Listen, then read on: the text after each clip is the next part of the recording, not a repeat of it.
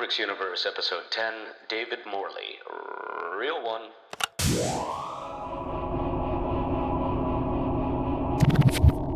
Our highly skilled team are focused on bringing you the optimal experience.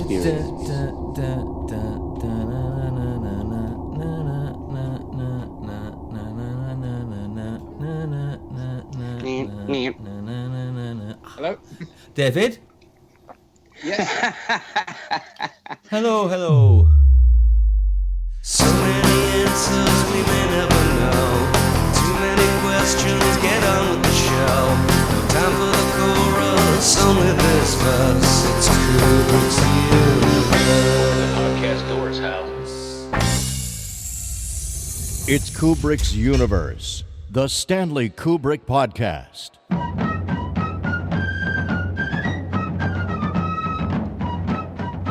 Barry Lyndon, a film by Stanley Kubrick, starring Ryan O'Neal and Marissa Berenson, has won the Best Picture and Best Director award presented by the National Board of Review. Richard Schickel, in a Time magazine 7-page cover story, called the film ravishing, overwhelming, an uncompromised artistic vision, and said, "Director Stanley Kubrick asserts a claim to greatness that time alone can, and probably will, confirm."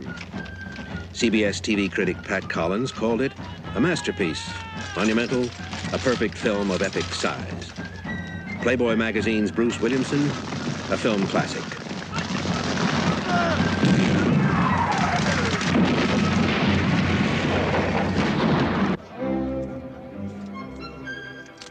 Rex Reed of the New York Daily News wrote, "As an 18th century rake's progress, Barry Lyndon catalogs the rise and fall of a likable scoundrel, liar, cheat, and social climber, transporting the viewer into a world of long ago and creating the kind of magic few movies accomplish and few directors attempt in a lifetime. It is a magnificent entertainment, sumptuous, lush, gorgeous, and haunting, a classic of inestimable value."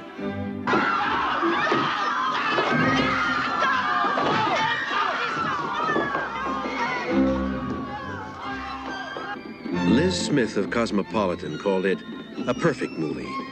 Beautiful, breathtaking, brilliant. Like a gorgeous, fulfilling dream of life, a dream you never want to end. It is not comparable to any other film I can recall. I ask you to turn yourself over to the experience. Barry Lyndon, a film by Stanley Kubrick based on the novel by William Makepeace Thackeray, starring Ryan O'Neal and Marissa Berenson. Well, somebody put the lights on. We got people. Yes, we do. Hey, everyone. Guys and gals, boys and girls, children of all ages. Thanks for joining us again at Kubrick's Universe. At the boards is a superfine fellow. I mean, a really splendid lad. And he knows how to make a mean souffle. Our wonderful producer, Mr. Stephen Rigg, ladies and gentlemen. Stephen Rigg, ladies and gentlemen. Stephen Rigg. Let me hear it. Nice.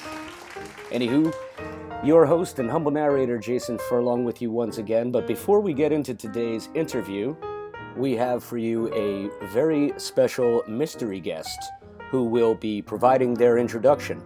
So, please, take it away.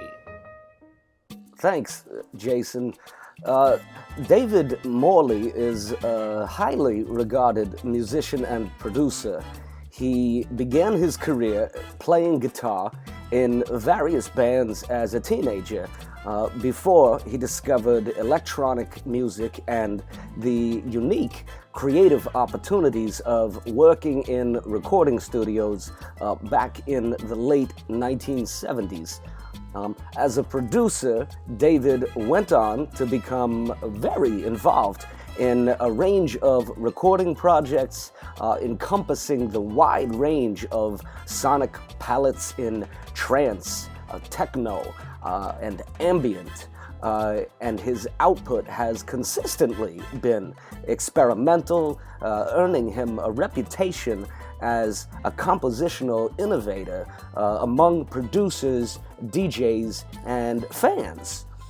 He has produced 3 fantastic electronic albums under his own name, entitled Tilted, Ghosts, and Sanctum. He has also remixed artists as varied as The Orb, Depeche Mode, Orbital, Steve Reich, Sakamoto, and Gavin Bryars. But before any of you ever found David's music on iTunes, Spotify, Google Play, and the like, young Master Morley played Ryan O'Neal's son, Bryan Patrick Lyndon, in Kubrick's 1975 masterpiece, Barry Lyndon. I'll turn it back over to you now, Jason, and say thanks. Welcome, Mr. Morley, to Kubrick's universe. Hey, thanks, Chris. Nice job. I know it was your first time in front of a microphone and all. Listen, have your people call my people. They'll have lunch together. All right, so, hey, everyone, please welcome to the show, David Morley. Great to have you with us, man. Thanks for being here. Hi there. I'm blushing. That makes 2 of us. No, I mean, it's great to have you. Thanks for the with nice us. intro. It's a nice intro. Thank you. Thank you. Oh, it's a pleasure to have you. So I want to cut to the quick and ask you, because you were just a lad, 8 years young, when you worked on Barry Lyndon. Do you recall how you got the part playing Barry's son?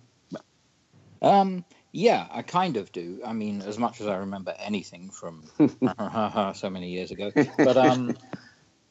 But basically, I grew up in London, and when I was very young, probably 3 or 4, I was kind of a bit of extroverted, I guess you'd say. There'd probably be a technical term for it these days, but my parents thought that I'd be quite good at sort of acting or whatever, and in the end, I went to a stage school, and I did a lot of adverts. So probably from the age of 6 on, I did quite a lot of adverts, on mainly print adverts for clothes or for whatever, but a few TV adverts as well, and then.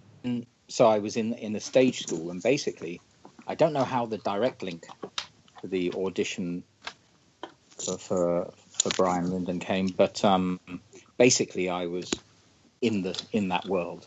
And I remember the stage school I went to was the Barbara Speake Stage School in Acton, Okay.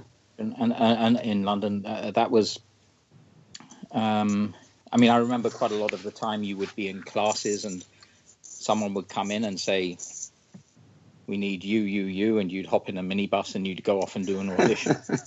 and that Sure. was, And that was that. yeah. But so I'm not sure how the Kubrick thing turned up. I don't know whether it was through the stage school or some other link.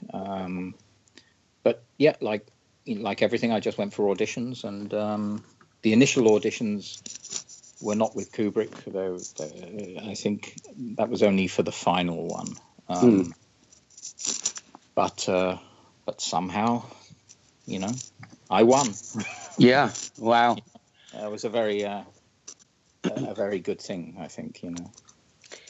Yeah. Do you recall roughly how many stages you'd gone through before your final audition with Kubrick? I really can't remember, to be honest. Yeah, I mean, that's cool. I don't specifically. I remember not vividly at all, but I remember an audition, being in a room, and I remember, I can see it. But I was really probably 7 at that time or something, and obviously at that moment it wasn't anything to remember any more than any other audition to a certain extent. Sure. So, I do remember my parents telling me that they thought I'd screwed up the audition because I think the final was Kubrick asked what my party trick was, if I had a party trick. Hmm. And I said, and I didn't have one. I mean, some kids probably Sure. draw, whatever. But then I started talking to my hand like a sock puppet kind of thing. And my parents said I'd never done this. It was just a sort of random thing. I just reacted, and apparently they thought it was funny. So maybe something there tipped it, But that's all I remember. Well, that's really cool. I'm sure, none of our listeners have ever heard such a story about how you got the gig and, talking to the hand. Yeah, the hand. I mean, I don't know why. I don't know that, I don't remember it. My parents tell me that's what happened. They were sort of head in hands. Oh, God, he screwed up. Yeah, that's funny. The very thing that got you the gig, they, were rolling their eyes at. Yeah, like, please don't, But I think in the end it was, a lot of it is probably, I think Kubrick must have had a fairly clear, well, like everything, it wasn't by chance. He had a clear-cut idea of what kind of kid he wanted and how they had to be. Mm-hmm. And much as I'd like to take credit for being incredibly talented, I think a lot of it when you're a child boils down to, how you come across, but how you look and whether you fit into the scene and what a director's looking for. So, I think in the end, everything aligned. I think it's like that with most child actors. You can't put your finger on one reason why you get something. It's kind of, on another day, you wouldn't have got it. It's just, right. I consider myself exceptionally lucky to have had the chance to do the film. So, and I mean, I was also at the same time, I did a few other auditions. I remember I actually had a role in Young Frankenstein. But I got measles or something just before the filming took place, so I was replaced. Are you kidding me? Yeah, that's I remember something about that as well. It's all kind of vague, but I again, my parents remind me that yep, I got ill, and these things move on. But there was a moment. That's a classic film that would have been a different kind of classic film. So yeah, but I mean, it's remarkable. There was a moment in time when you were actually cast for a part in Young Frankenstein. Yeah, apparently so. Yeah, I mean, incredible. Yeah, that's too cool. Yeah. But that's the way it is. I'm ultimately, if I had to choose between the two, I'd stick. I mean. No disrespect, but I'm exceptionally no, of course pleased to have been in, no matter how small or big a role was to be in a Kubrick film and all the experiences that came with it. I wouldn't change it for anything. Yeah. Well, that's wonderful of you to say. Obviously, no one listening, nor myself, would ever disagree with that. I mean, the opportunity. And it's amazing to see the way that Barry Lyndon has only grown in stature, not just critically, but among even diehard Kubrick fans who were either unaware of its unique charm or had tended to overlook it in favor of other films in his oeuvre, like The Shining, of course, Full Metal Jacket, much more commercially successful pictures, but Barry Lyndon, if I may say so, is just an almost impossibly beautiful film. Yeah, I'd agree. And I think also, the one insight I may have had, having been on set for quite a while, I mean, it was a long shoot, was just how, I mean, these days, if someone's making a film these days, the planning that would go in would be all based around how to get it all done in the shortest amount of time possible. If we get him in on the 5th week, he can be done by the 7th week, and we don't have to book a hotel for him or whatever. Blah, right.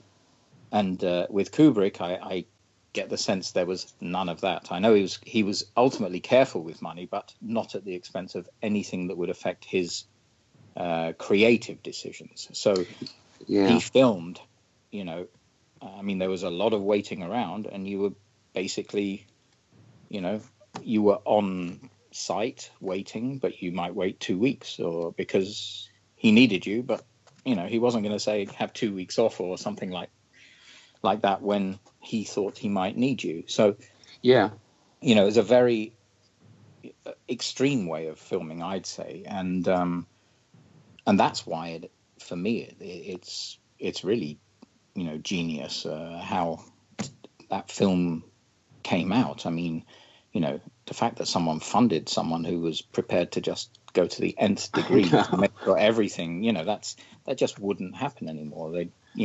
There's no way a film like that would get made. And I think, it's not just stood the last 40 years. It hasn't just sort of kept its value. It's certainly gone up. I mean, partly because you won't see a film like that made anymore. I absolutely agree on all counts. I mean, it's gone beyond merely standing the test of time into territory of, oh my gosh, how many people weren't paying attention then, who are now and who have children and grandchildren even these days with the age of social media, and are capable and willing to, share the love of this film, because it has grown immeasurably in stature. Of course, back in April, in conjunction with Warner Brothers, there was a live orchestral performance put up at King's Theater in Brooklyn, and I was lucky enough to be there. Okay. And I didn't know this. Yeah, David, I got to tell you, I mean, it was an incredible night, to say the least. But here's the thing. The event planners had not anticipated a blowout sale at the box office for a 42-year-old relatively obscure film, which, was not Kubrick's most successful in its initial release. And the performance had to be delayed by almost 1 hour because of the buzz. And what ended up happening was over 3,200 fans of the picture, whether, old fans or first-time fans, standing ovation at the end, my man. And it was breathtaking. Yeah. Well, I think, I mean, ultimately, if you get, I mean, the criticisms of the film over, been various, but in general, fairly, down to the length of the film and the slow pace of the film. But I mean, if that's your criteria for what makes a good film, it's a bit long, Well, they can always go see an Avengers movie. No, exactly. I mean, it's just fun, the whole, once you're in that world. I mean, perhaps part of it is, though, is in the cinema, in a good cinema, you can appreciate even more the quality of the filming and the, and the look of the film, which perhaps is lost a bit, or was certainly lost a bit on television. And, I mean, I remember whenever it was on TV, you'd turn it on and you'd watch it. But until recently, people didn't have 50-inch TVs with, you had a small curved, TV, and it was kind of, it still looked great, but it was just a film then. It wasn't as much of an experience. So, I guess it's a cinema film or something to watch in high quality, which I don't think of as it's not high quality at the expense of a story. It's just everything. It's it's high quality, and if you watch it, and that the whole thing people say about it, or you can almost freeze any frame, and it's like a painting. It's so true. I mean, you can really watch that and think, man, every second you're thinking, this is just beautiful, But lots of his films, I mean, to be honest, I think it's not by chance. It's probably his high point as far as that went of filming and lighting and well, not high point, but you know what I mean. It kind of. Yeah, well, I mean, in terms of technical achievement, you know, the Zeiss camera lenses that he used to be able to shoot by candlelight. Yeah. I read an article that there were only 10 of those made, and the inventor kept one. Yeah. 6 were purchased by NASA, and Stanley Kubrick bought the other 3. Yeah. I saw that on a photography website, so I have every reason to believe it's the truth. Yeah. Well, I can believe it. I mean, why wouldn't he? You know, he knew what he wanted, and yeah, I mean, he did achieve a certain pinnacle, to paraphrase you, with his technical prowess and what he was able to pull off, because like you said, I mean, you can pause any frame, and as so many people have pointed out, every frame could be like an oil painting. Yeah. And I think it's crazy, because he also, you know, the composition of certain frames is like based on real painting, you know. I mean, it's not by chance. Nothing was left to chance, and everything was, you know. I mean, and I remember at the time being on set a lot and seeing, for example, I remember I don't know what scene it was, but I think it was the gambling scene, or which was candlelit and everything. And I just remember, you know, this wasn't normal. It was pitch black in there. You know what I mean? You see it on the screen, and it's not like, I mean, if you go into a room and there's 6 candles on a table, it's not very light. Yeah. It's a miracle you can see anything, and then when you see it, and then you understand. I think people also don't appreciate that, you know, I mean, I was fortunate to be there, and I remember it being pitch black. You know, there was candles and people's faces, and you know, but that was it. Those lenses were critical to the film. I mean, he knew he could make the film because he had the lenses. I think it wasn't, I'm going to make this film now, I need some lenses or cameras. It was, you know, he could only achieve it through that technology. And, you know, and that's what's incredible to me, that he's like, he you know, he's not romantic, or he wasn't romantic in a sense, like I only do things the old way. Like I'm in when I make music, and probably you do in the studio as well, we love old gear. You know, I love old synths, and I love, but actually that's sometimes at the expense of using the best thing possible, you know. And I think Kubrick never had that question in his mind. It was always about the best thing possible, whether it's old or new. Precisely. And I think, you know, that's Barry Lyndon shows that in a certain way. It was, you know, modern technology on an old, well, you know, or high-end technology on a film that is romantic and old. You know? I know it's incredible in the sense that there's a real juxtaposition. I think with regards to what you're saying, that, you know, he used the state-of-the-art lenses available on the planet Earth at that time, basically to transport the viewer to a period in human history long before cameras were ever invented. Yeah, exactly. And really put you there. That's a very good point. I mean, it really, you know, if you want to watch a film that, you know, that makes you feel like you could have been there, then that's it. You know, oh, no question. There's no romantic sort of soft focus, or you know, in the same sense as other directors would use it. It's just, you know, you're there, and you know, that's pretty incredible. Absolutely incredible. Now, since you brought it up, I just wanted to ask if you remember, like, roughly how long you were on the shoot, David? Well, I can't remember exactly. I almost felt like calling my parents to check this, because I knew. But I mean, I was off school for a year, and I think it was probably 9 months or something. But I mean, I don't want to be held to this. I have to, you know, like I said, no, it's okay. At 8, time is very, you know, everything lasts forever. Right. So, but it was a long time. I wasn't, you know, and like I said, I should check that. Maybe it was 6 months. It could have been 9 months. It could have been, but it was a long time.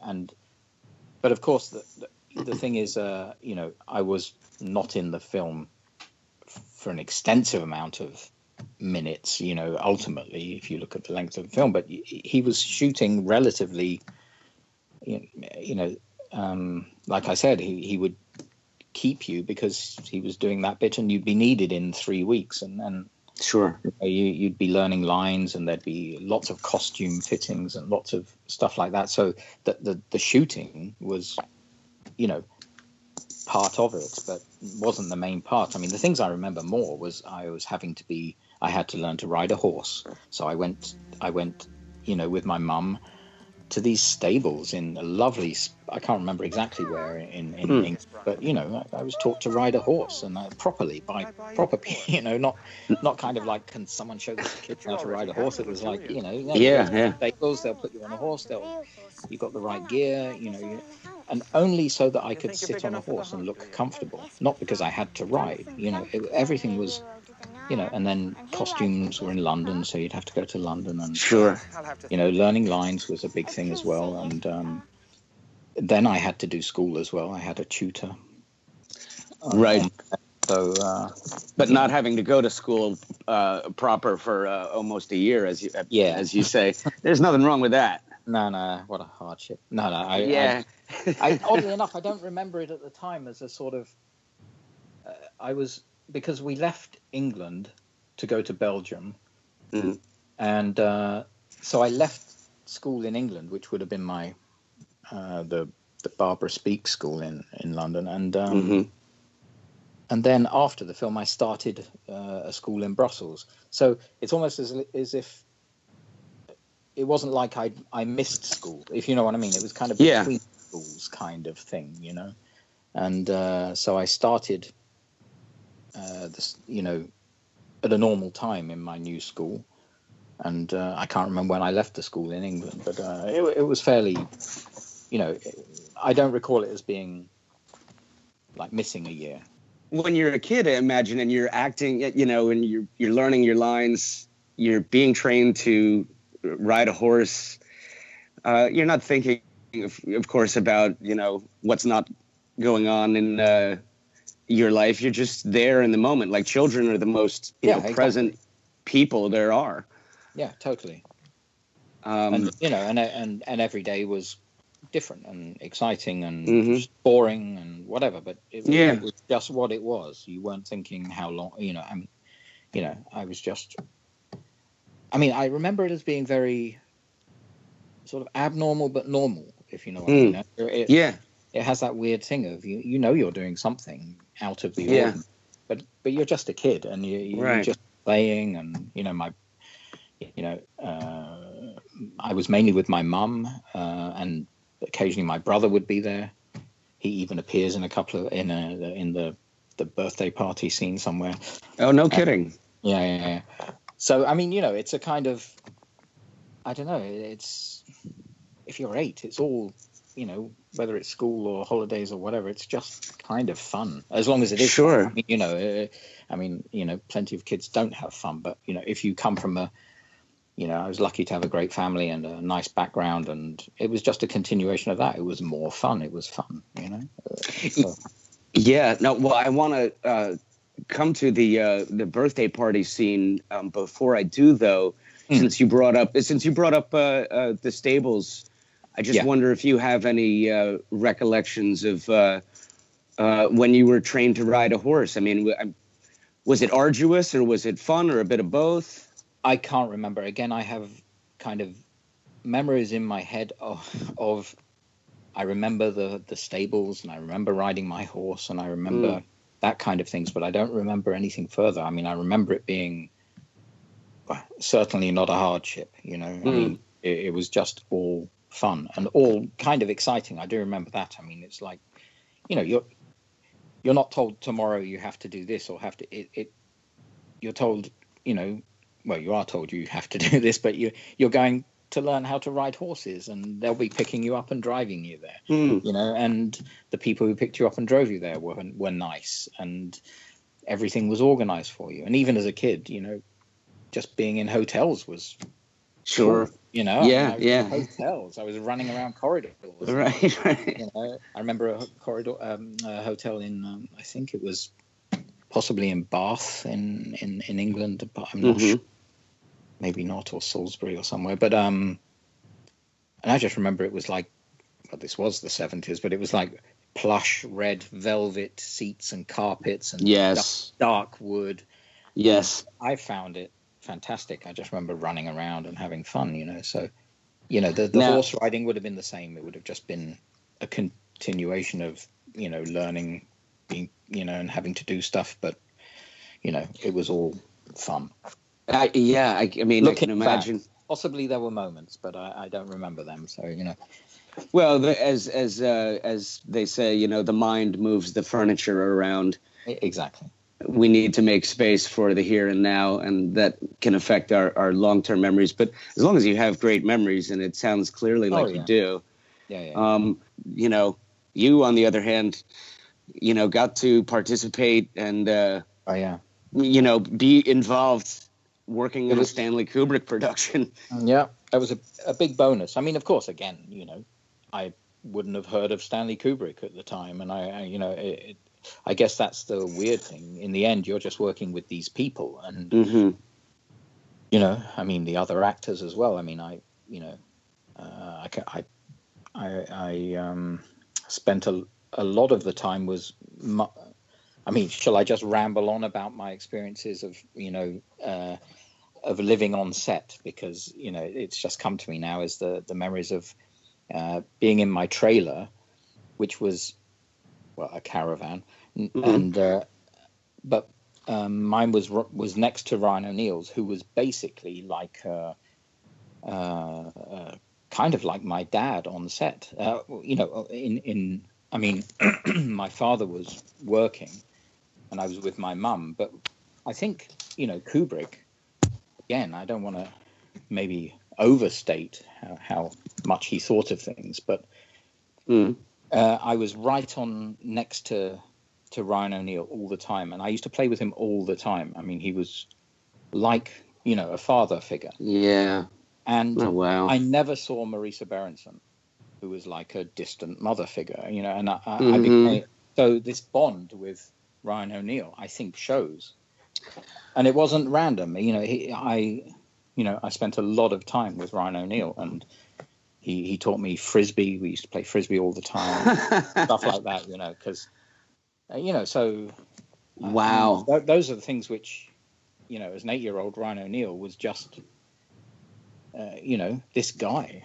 You know, I mean, I had no clue who he was or what he'd done or. Yeah, or right. He was just a great guy and fun to be around, and he was really like that. He was exceptionally nice. So, you know, I don't think that's by chance, though, looking back. I think that's kind of, you know, a good director knows how to make people interact, and I felt comfortable around Ryan O'Neill, and I felt less comfortable around Marisa Berenson, and, you know, little things like that, which add up to perhaps making the film, you know, better.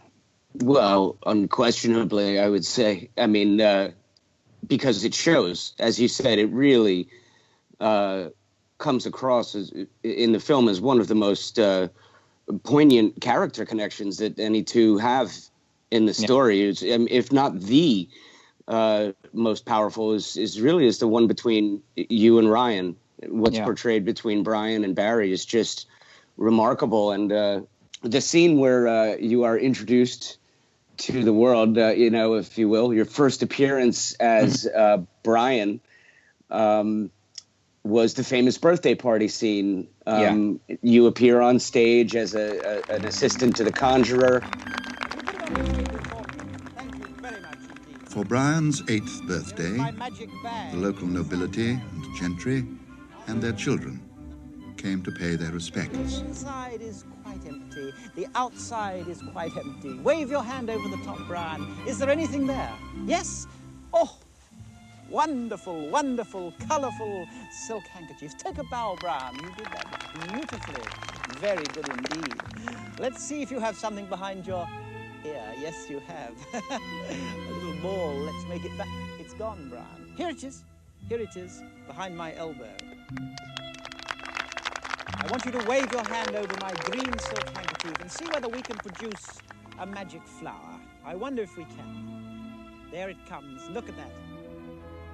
We have the colors of the rainbow. There they are. You know all the colors of the rainbow produce but one color, Brian. Nothing in my magic cabinet. They produce the color white. And there is my own beautiful white rabbit. Brian, you did that very well. A little bow. That's right. Now, as I understand it, that scene was originally shot some months prior as an indoor and, again, candlelit scene, but that Kubrick wasn't happy with it, and then he later reshot that entire scene. And that, of course, became the incredibly choreographed outdoor sequence that we see in the film today. What do you remember about that, man? Well, I can't remember the earlier scene, to be honest. Whether, I mean, it's very possible because I don't remember a zillion things that happened. But I have the feeling though that the party was out of sync with other filming, so that could perhaps make sense in the sense that, you know, it wasn't filmed in the beginning when I first arrive on the scene, kind of thing. Mm-hmm. It arrived. I seem to recall filming that later, but that could, I'm not sure, to be honest. So I can't say yes or no on that. I really don't remember a birthday party somewhere else, if you know. But it is possible. I mean, again, I will ask my mother.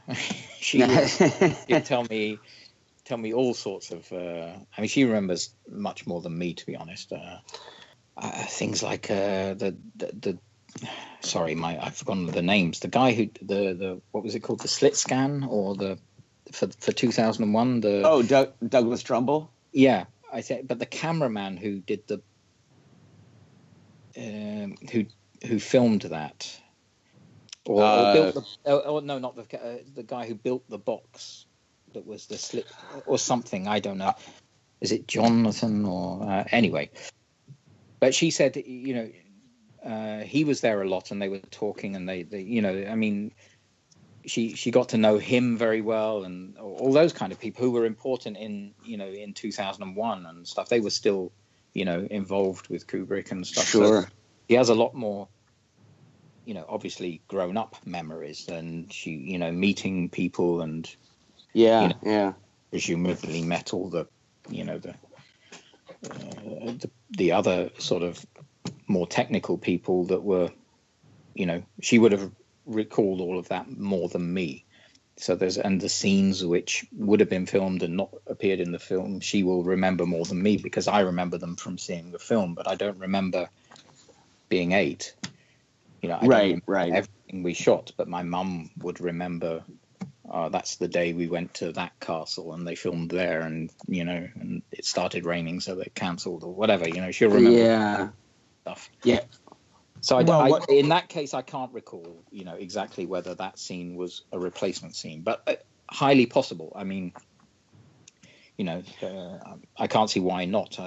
You know, it was a lot of people crowd outside. It wasn't like other things in the film to a certain, well, apart from the war scenes and battle.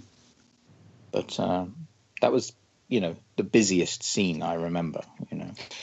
Yeah. Now, I mean, Stanley, of course, loved to include his family and all manner of employ. And his youngest daughter, Vivian, is in the audience in that birthday scene.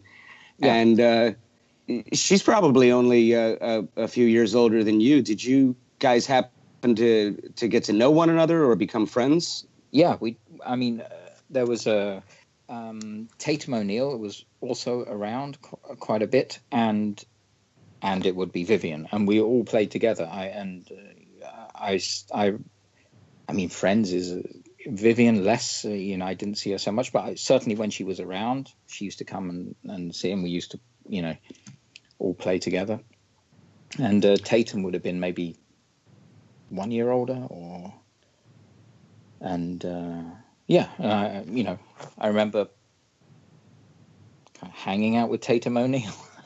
Yeah, As you do when you're 8, you know. But no, I mean, certainly they were around, and Tatum was there for, you know, I saw her quite a few times, and you know, I guess she was visiting Dad or whatever.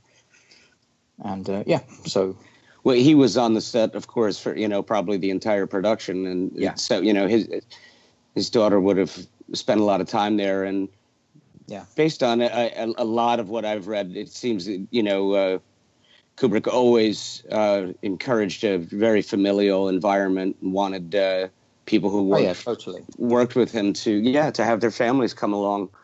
I just think it's really cool. You got to, you know, just pal around with Vivian and Tatum O'Neill, like at a time when, you know, you're just kids. You're just running around and laughing, and, you know, and there's these grown-ups over there with their cameras, and, you know, like, they'll drag us over when they need us, but let's make up a new game. Let's invent a new game. You know, that kind of thing is just. No, you're just, you know, and it was also, of course, usually you were in lovely places as well. So, you know, you were always outside. You know, if the weather was okay, you were basically usually in a stately home somewhere on a garden, just watching them film in the distance, or, you know, I mean, I do remember the boring bits where I had to do studies. You know, I had the tutor would teach me mentally, but it wasn't a hell of a lot. And but also learning lines, that was really kind of, you know, a lot of repetition and just, you know, sitting in a hotel or a caravan, just going over your lines again and again and again. And and, you know, and I don't recall mucking them up too much, so I guess it worked, you know. I can't remember having any issues with that, although. So you were never responsible for Kubrick doing 120 takes of a scene. It was never your fault, in other words. I don't think so. No, I mean, you're going on record. Yeah, I never made a mistake. No, ever. I think. I mean, I can recall long filming. You know, lots of scenes were filmed a lot. But I do get the feeling it was kind of, you know, just down to smaller things. I don't recall, you know, he certainly never once lost it in front of me or had any kind of issues with anyone in front of me. And I mean, that's one thing I certainly remember of him always being calm and very. I mean, I didn't really have you know, it's not like you would have a close relationship with him. He was very much there when the filming was happening, and they were gone. You know, I mean, I didn't, not like you know, I saw him when we were filming, basically. Right. But he was very calm, and everything was, you know, it just seemed straightforward and easy. And I think, you know, it was possibly harder for the adults. I mean, I'm sure he was tougher on them. But, you know, certainly there was no crazy scenes or any, you know, screw this, let's do it again tomorrow kind of thing. Right. It was all very civilized, and, you know, and you could take your time if you know, I remember that. It wasn't like, come on. You know, it was just, you know, okay, if you're ready, do it, you know. So, you know, a very pleasant experience from that side. Yeah, I mean, it's you know, one of those things I love to read about is, you know, not to say his methodology, but, you know, the other aspects. After so many years of reading books about how his films were made, I, you know, sort of graduated, if you will, into wanting to know about how his mind worked, how he interacted with other people. And, you know, it's a delight to say that you're another person who got to work with Stanley, who says the same thing, that he was just the embodiment of grace under pressure, dignified, real class act. And as a guy myself who, you know, grew up in the New York City area, we're really proud of this idea that, you know, he comes from, you know, one of the toughest places in the world to make a living, figured out always how to get things done and do it with a gentleman's way, which is, you know, what brought him to a rather UK sensibility, if that makes any sense. He was like a perfect, totally. hybrid. I think so. He, you know, a British director wouldn't have that edge and that drive, perhaps. You know, I mean, I can't generalize, but, you know, he had the best of both worlds, I think, which is why, you know, he achieved what he achieved. I mean, you need it. You need to be tough, I guess, and you need to be able to put your foot down and everything, but you have to do it in a way which doesn't alienate people. And you know, there's the Shelley Duvall, you know, stuff, but that's, I mean, that must be horrible for her at the time, but I think she probably got it as well. She understood. It was part of the game, you know. It's the only way I'm going to get it to be like this. I'm sorry, you know.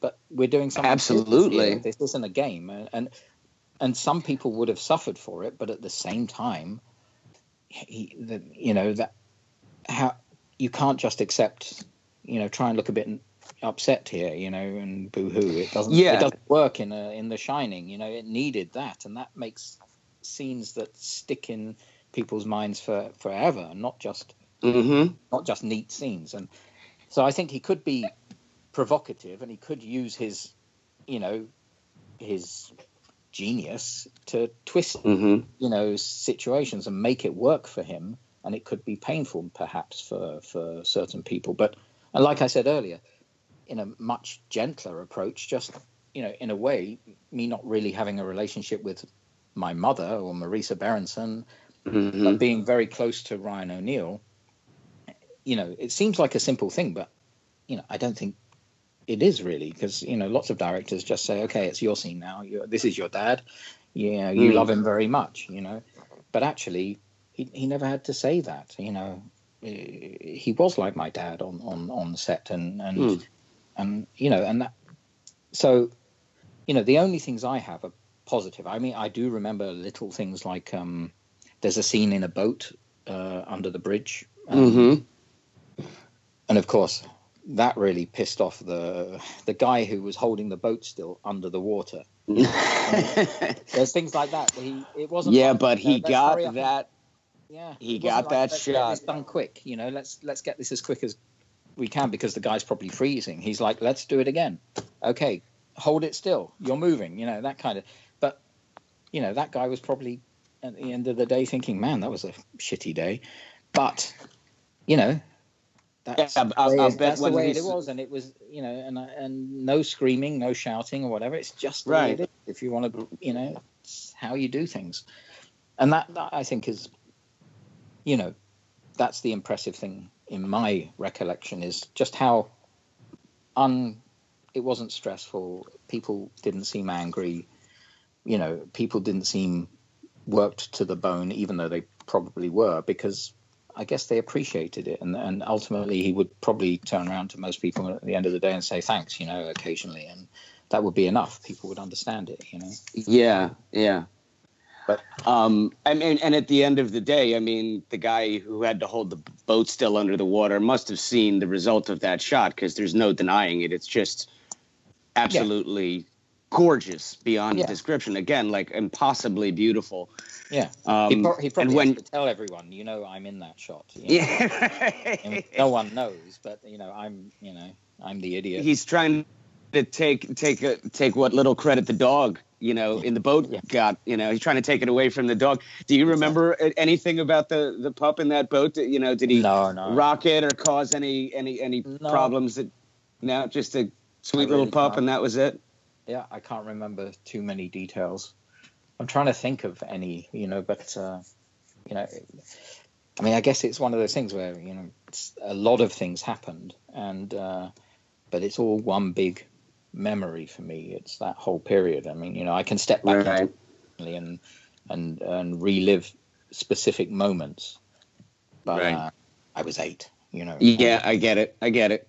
So you don't recall Stanley telling the dog, okay, we have to do this again, take 84, everyone line up, The dog's I'm sure not he would have doing- been exceptionally, with the dog, it would have been his major priority was make sure the dog is okay, because him and animals, he put them on an equal setting, if not higher setting to most humans. Well, I love that Kubrick was an animal person. I am as well, and I think a lot of Kubrick fans find that to be very endearing. Another little link we seem to feel we have with him as a person, because all the pictures you can find online of him with their dogs and cats, I mean, there's just no denying this is an incredibly gracious, human being who saw the value in a soul. He understood that animals and humans have a connection that's goes back time in memoriam at this point. Yeah, for sure. And another thing I love to stumble upon when I learn about him as a person is just all those shots of him with the cats and the dogs and his family and in the kitchen or whatever. Anyway, I digress. I imagine that he would have been very considerate and towards the dog in the boat and concerned. I'm pretty sure, yeah, for the dog's safety, etc. Not that it wouldn't dog paddle to shore had you guys capsized, but because we're talking about animals, and in that scene, you're seen riding a miniature sheep-drawn carriage. That scene is a bit of a fan favorite. Okay. Do you have any recollection what that was like? Well, I remember making it, but I don't remember more than that. I'm basically, because, there were no lines or anything, so right. Go off and look happy, and drag you around. And no, I mean, I have in my recollection, it being filmed in the same place as my funeral. Oh, yeah. Wow, goodness. Yeah, and I remember watching that, which was kind of interesting, watching your funeral. But I presume that may have actually taken place around the same time. I'm not entirely sure, but it would make sense. He that believeth in me, though he were dead, yet shall he live. And whosoever liveth and believeth in me shall never die. Into this world, and it is certain we can carry nothing out. The Lord gave, and the Lord hath taken away. I remember standing on a wall watching my funeral procession go by. So. Wow. But that's crazy cool, insightful. I mean, talk about surreal. Yeah. You're a child of 8 and you watch a scene of your own funeral. Yeah. Now, one of your more involved scenes is in the library with Lord Bullingdon, who was, of course, played by Leon Vitali. Yeah. Do you remember how well you got on with Leon? I got on really well with Leon. One thing I remember of him is going to London in his, I think he had a Triumph Spitfire at the time, sports car. So I think it was London or somewhere, but I remember basically being whisked off by Leon in his car and going to, I think it must have been his flat or something. And these memories, they're really vague, but again, I remember those specific moments of sitting in his car with Leon driving, and he was a super nice guy. And I think also in the film, it shows a bit that, he kind of, I mean, I don't really go back to the film much. I don't watch the film or anything. So I get the feeling in the film, he loved me, but what I stood for was wrong, So it was this kind of thing where there was a certain bond, But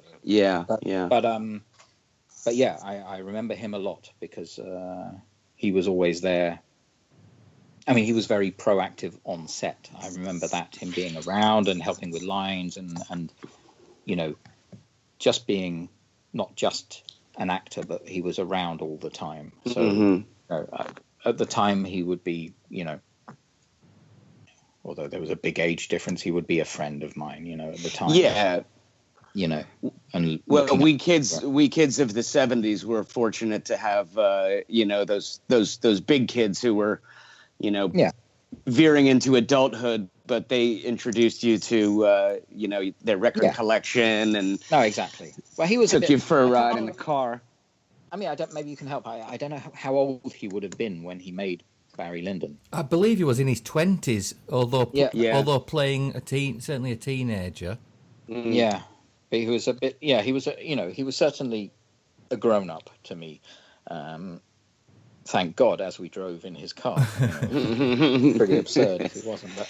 And it's interesting that you mentioned that he was very kind of proactive around the set. Beyond just being an actor and walking on and doing his lines, because that seems to be the changing point in his career, where he'd done quite a lot of TV work and he was an up and coming actor in the UK. Yeah, he could have established himself more as an actor, but I get the feeling he probably really enjoyed being on set in a variety of ways, and and ultimately, I mean, what a great life he had in relation to working with Kubrick for all those years, and being part of that must have been fascinating and interesting. And I mean, I keep saying he released. There's a documentary coming out about him, or it is out. I don't know. It's out. Yeah, out. It's called Film Worker. Okay, because he's someone I'd love to say hi to. If you know what I mean. Because. Oh yeah. But that's. We have to try and help. Stephen, we should try and help arrange that if at all possible. Yeah, definitely. That'd be great. Well, yeah. Even just a hello, Yeah, no. Because I remember him. There are certain things you remember that were. I mean, it sounds like there's positives and negatives, but they're just highlights or things that stick in my memory, and he was part of that. So anything we can do to help.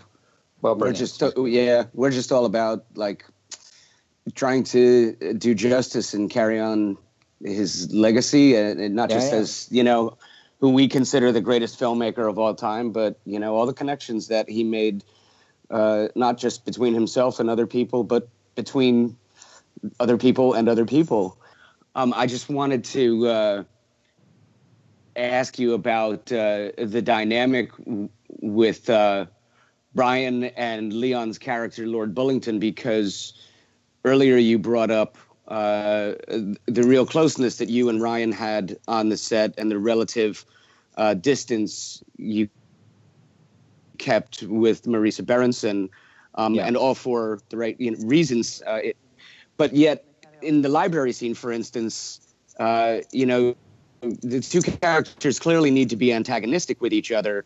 And I find it fascinating that you yet had a great affection for one another as people. Yeah. While you're filming that, it's kind of a counterpoint to those other experiences you described. Really? Hmm? What does strenuous mean? Ryan, I'm trying to work. But what does it mean? It means an effort requiring strength.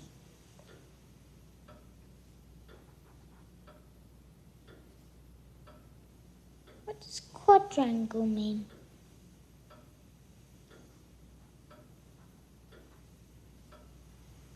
A quadrangle is a four-sided figure like a square or a rectangle. Now, please be quiet, Bryan, and let me get on with my own work.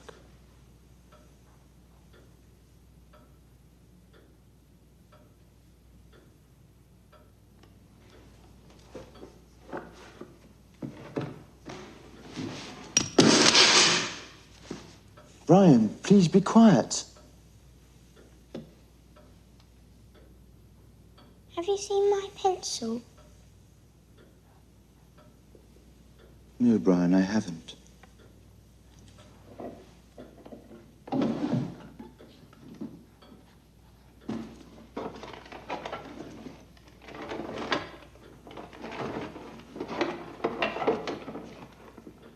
Brian, please stop making so much noise.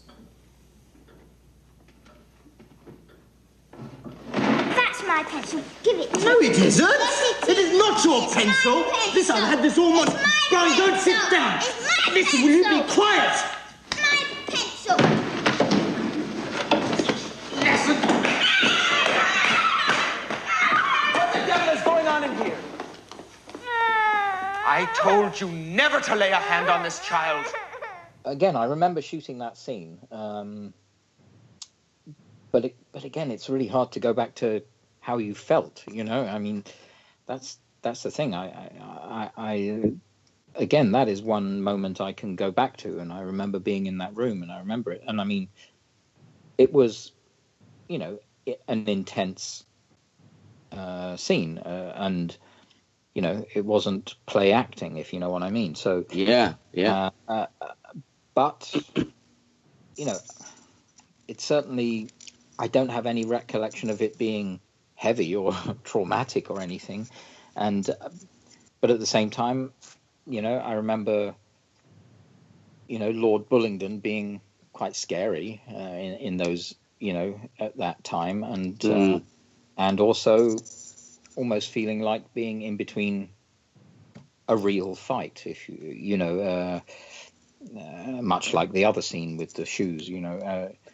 Oh yes. You know, these were intense moments, but I guess I probably knew it was, you know, that it wasn't real, if you know what I mean. I don't think I don't think you look at it in a different way, because you're fully aware you're acting, and everyone's been told what's going to happen, and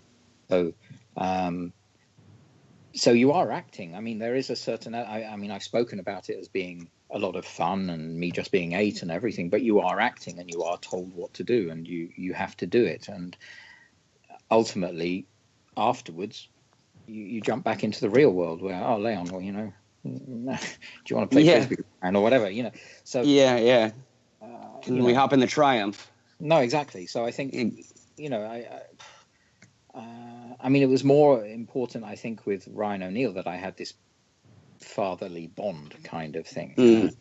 And lots of the other stuff is basically acting. It's what you do as an actor, I guess, is you know, deal with situations and react, and you know, I mean, like with the shoes, where I have to be, where I'm pulled out and I have to kind of look on, you know, in a bit of time having a fight. Well, that's pure direction. I'm doing what I'm told, you know, and I'm not thinking, shit, they're going for it, you know. Right. Like at a certain point, you know, the camera's on you, and then you have to do what you do, and that's all, really, you know. Awesome. I mean, since we're talking about the library scene, I mean, that, and as you say, I mean, you're acting and you're just in the moment, and yet that is a very realistic looking fight scene between you and Leon, and one of the aspects of Kubrick's inimitable dry humor is that, you know, that incredible scene is a fight over a pencil. Yeah, exactly. I love that, and it moves into a very convincing piece of action. I mean, that fight scene is pretty much in one long shot without cuts. Yeah. Well, I mean, to be honest as well, because I get, you know, shaken about a bit and manhandled to a certain extent, and I think it would have been one take, to be honest, because I don't recall. I recall doing it, but I don't recall doing it more than once, if you know. Redoing it, yeah. Wow. I don't recall it split up or different sections or whatever. I mean, you know, the actual intense moments. Again, you know, I can't be sure of all of this, but I think you rehearse the scenes without, you know, the intensity, the physicality. Extent. Yeah, you go through the movements and where you're going to be and how you know, and then you would say, and at this point he grabs you or whatever. Right. That doesn't happen in the rehearsals, so it is kind of, you know, I think that would be one element of capturing something is if actors are doing it the 7th time and you're having your hair pulled for the 7th time, you're just like, Yeah. whatever. So there was, I think that would there be was preparation. It would have been, a lot of preparation, knowing what's going to happen, and then, okay, let's do it. And also, I think, Kubrick was more, it wasn't totally analytical how he did things. Things didn't have to be. He wasn't like some great dictator where things had to be exactly how he perceived. Right. He was capturing moments, and if he thought that moment was captured and the moment was cool, that was it, done. I think. Yeah. So, a lot of preparation, and then let's go for it, and hopefully no one, steps out of frame or does something that they're not meant to or whatever. But ultimately, I think he was very prepared to capture the things how they took place, and accept that maybe, in an ideal world, things would have been done slightly differently, or reactions would have been different or whatever. But ultimately, I guess if you're dealing with an 8-year-old kid, you can't go through a fight scene 28 times. Yeah. Well, I mean, I can't recall that specifically, but I remember making it, and I don't remember it being. I remember it being intense, and I remember it being an important scene, actually, because this was certainly not like shaking some things in a sheep-pulled carriage. It's different to seeing your dad and your stepbrother and you having a massive issue in the scene. But I don't recall it being a long day or something like that. But right, it could have been. It was rehearsed, it was choreographed, and then it was shot. I think so, yeah. And basically, sounds like, I don't recall it being shot more than once, to be honest, but it could have been. I'm sure there were full starts or whatever, but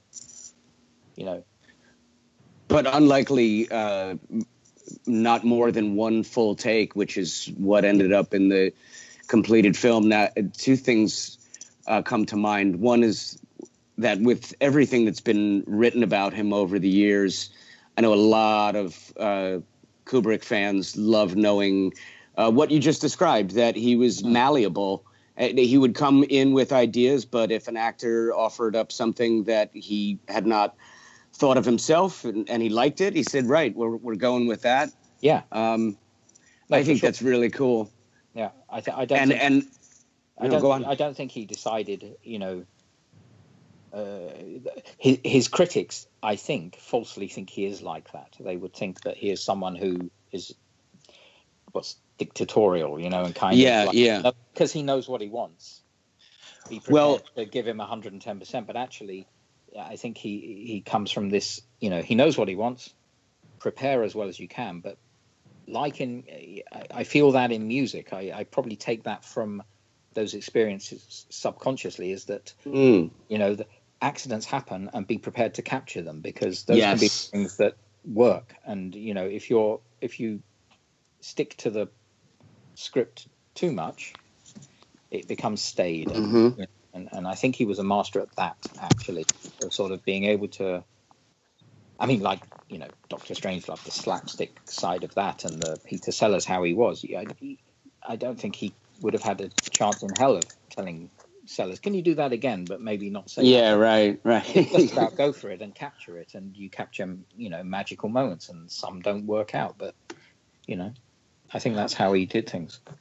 I completely concur with your music analogy. Do you ever come across when you're mixing? I call them ghost notes. They're just. I know there's a scientific explanation for it. It's an overtone. Yeah. But there's something, and I almost hear like something that will sound like a couple of piano notes, and I'm thinking, but I didn't add a piano track to this. Yeah, and it's just a happy accident, as you say. It's not in your script, and then you're a fool to not go with it. No, so you leave it in. No, absolutely. I mean, you have to, I mean, with making music, I never. I'm not a big fan on Total Recall, saving songs and then loading them up and going back to them. It's like, if it's not sounding good now, then I'll rip it down and start again. Right. Trying to fix, I've learned over the years that trying to make things work sometimes is really a pain in the ass, to be honest. You know, you kind of, your best just to say, look, it's not working, let's start again and do something else. And, you know, to a certain extent that comes from, you know, these experiences of just seeing how things get done. You know, the best results there's not really a correlation between hours put in and the best results. Sometimes it's actually, there is hours put in knowing your craft and knowing what you're doing, having the knowledge and stuff like that.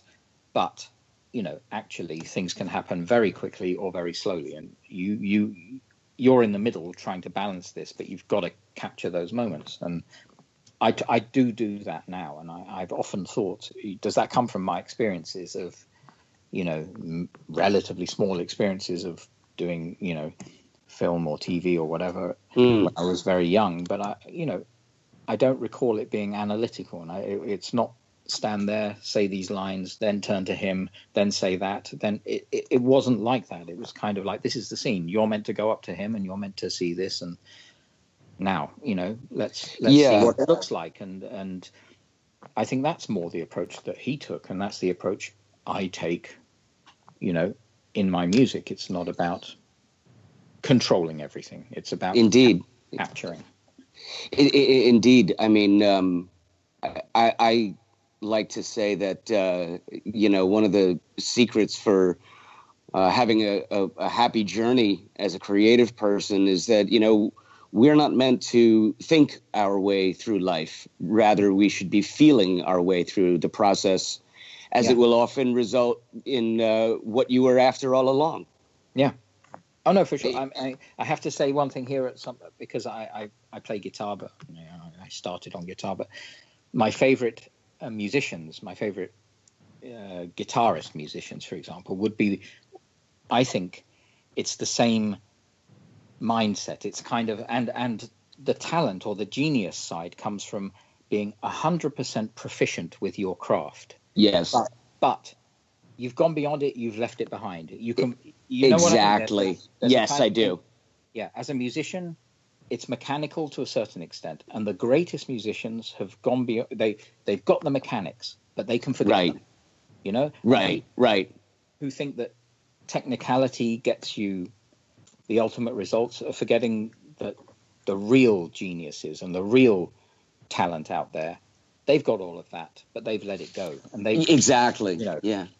And I think that's a correlation. You know, I think someone like Kubrick would know exactly how to get the best thing out of actors, out of technology. But ultimately, when he comes to filming a scene, he moves into a different mode.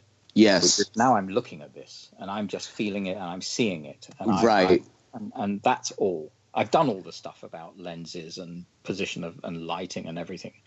But now I have to forget that, and I move into another territory, which is the creative territory and the capturing of the moment. And that's a very different world, you know. I mean, that's all I'm trying to say. Well, I want to touch upon that. Has he gone again? He's gone again. He's gone again. Hold on, I'm here. Can you Can you hear me? Yeah. Okay. I heard everything you were just saying there, my man. You were just Not about to worry. You were just about to touch. I was upon just something. well. I was. The final anecdote I wanted to relay with guitar players was germane to what we're talking about with, you know, how everyone approaches it. And again, the rule book, because of course, you know, Kubrick, you know, had self-educated entirely on filmmaking. Yeah. Apart from the system. Now you have a young guy in Seattle, Washington, named James Hendricks, and his dad has an immense record collection of blues and R&B. And young Jimmy learns how to copy every guitar player from B.B. King to Muddy Waters. Yeah. And he decides to go and do his first open mic night. And the story goes that as he's walking out the door, his father, Al, turned to him and said, "Right, I know you know how to play like every one of those cats. But tonight when you go up on stage, you can't sound like any of them. It has to sound like Jimmy." Yeah. And that was a seminal moment. And I always love hearing about that because there you have a perfect example. And Kubrick did this undoubtedly with, his entire body of work is, you learn from the masters, and that rule book is your Bible. But then at the end, you've added a few new rules, and then the next ones to come along and read that edition of the rule book, they've gained from your contribution as well. Now, of course, Stanley was a jazz drummer, and from what I understand, he played jazz drums not just in high school band, but more as a drummer in a jazz band, that played around New York. And from what I understand, he was no, mere timekeeper. Now, I've been a drummer since I was about 8 or 9 years old. Yeah. And I saw Buddy Rich on the Muppet Show. Okay. And there were a couple other influences in 76, about a year after you were in Barry Lyndon. I was about 5.5, and my dad took me to see Led Zeppelin, The Song Remains the Same concert film. As a drummer? And my dad said, my dad said, you were not the same person after that. You would not stop pestering your mother and I to buy you a drum kit. You were 5.5, and we finally broke down and got you one for, I think he said it was my 9th birthday. Yeah. Where I got a proper kit. So my affinity for Stanley, goes beyond all the other reverence I have for him, because I know as a drummer, what it really boils down to is that it's this freeform math which requires the utmost dedication, and it's a strange way to describe it, but it's like the marriage of odds and evens. Now, follow me here. You've got 4 different limbs. Yeah. Each extremity is working independently of the other. There's your number 4. Yeah. And the odd number, the 5th, is your head. The brain, which is controlling all of these independent things and making one thing happen from it. And for Stanley to have his origins as a drummer, when I watch his films, I hear it, if that makes sense. I hear him as a drummer moving through, time in his own way. Yeah. Well, no, I think that's the thing. You have to. I think you can see it because it's there. He's. It's the kind of freedom. That's the tricky thing. It's what I can't really. I don't know how to say it, but like you're saying, with your head is in control, but it can't be dictating. It's just keeping it together somehow. But the freedom has to be taking place, and in musical terms, it's like the improvisational side of things. I've always thought with improvising, actually, the only true improvising is when you first pick up an instrument and you've got no clue what to do with it. That's 100%. Oh, that's fascinating. Yeah, because after that, you're learning tricks. You know what I mean? Of course I do. You pick up a guitar, you learn a G chord. Well, you can't really improvise anymore because you know that G chord. And whenever you pick up a guitar, your fingers are going to plop on it and play a G chord. And I kind of think that somehow you've got to transcend that. And I think capture the feeling of not knowing what a G chord is, or not knowing what a beat is, or not trying to be John Bonham, I get it. I think that's a brilliant way of looking at it. I hadn't ever thought of it that way before, but you're absolutely right. Like the only time you're ever improvising is that very first time. Brilliant. Yeah, because one of my favorite guitarists is Alan Holdsworth. Oh yeah. And the thing is, incredible. And I think he surpassed that. He got to the point where improvisation was again free. But he had technique and knowledge that was immense. But he's one of the rare few who surpassed it. You know what I mean? So I've always thought that. I've always thought there's very few guitarists when they're improvising. No, they're actually using things that are just lodged in there somehow, and you're pulling out different things and you're combining them differently. But true improvisation is a different thing. Anyway, Yeah, I mean, no, irrelevant to the topic maybe. But, no, it's great. It is relevant in that look, Stanley and Christiana were lifelong music obsessives together, and the stories are legion of just the size of their record collection alone. Yeah, and all that. But the fact that he was a musician always makes it cool and relevant to bring these bits into the conversations regarding him. And I was just going to say, with regards to what you mentioned to Alan Holdsworth going beyond, so he came back to improvisation being fresh and new again. Yeah. But one of the funny things I always notice. I'm obviously a big Led Zeppelin fan, that there's so many, cover bands out there. The overwhelming majority of them, in fact, whether it's on YouTube or they go up on stage, right? They bring 3 guitar players up there to replicate, facsimile versions of the studio songs. And they never realized that Zeppelin never played a song the same way twice. No, exactly. And when I listen, when you wanted to, they right, exactly, right. Even if they wanted to, and when you listen to Jimmy Page, like, it's obvious that his knowledge of Western and Eastern scales were so fluid that he could just slip in and out between them. Yeah. But like Alan Holdsworth, and again with Kubrick with his mastery of the craft, they just go beyond that into like, right, I'll grab this bit here. I'll grab that part there. The incredible jazz drummer Billy Cobham once said that when he's playing, he envisions this rather large wheel. He sees a big invisible wheel hovering over his drum kit, and it's constantly rotating as he's playing, and he's just thinking, right, I'll grab this part here.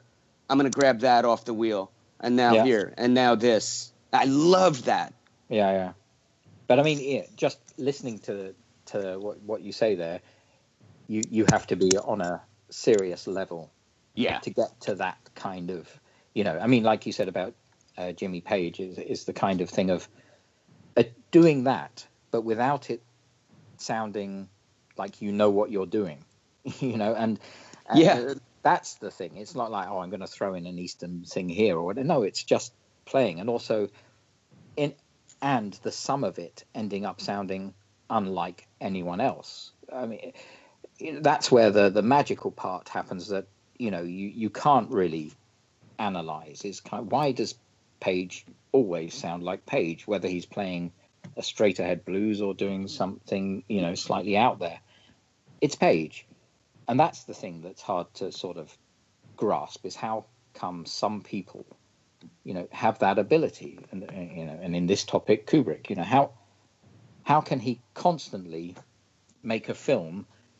Every film of his has a different aesthetic almost, but it's so true. But it's him, and you can tell it. But but he didn't really revisit visually. I'm talking. I mean, we could analyze it probably much deeper for every aspect of it, but visually, he moved on from everything he did, but it still ended up being a Kubrick film, and you could tell it the way, and that's where mastery comes in, It's... Well, to your point, I mean, I want to get to the big shoe scene, because that's another one which I often feel can be, almost extracted, and were it placed in another Kubrick film, it would feel incredible. That handheld shot of the fight scene, but and I'll come to that. But the other one is just a very brief shot, and it's the scene where we presume it was a stunt person playing you gets thrown from the horse.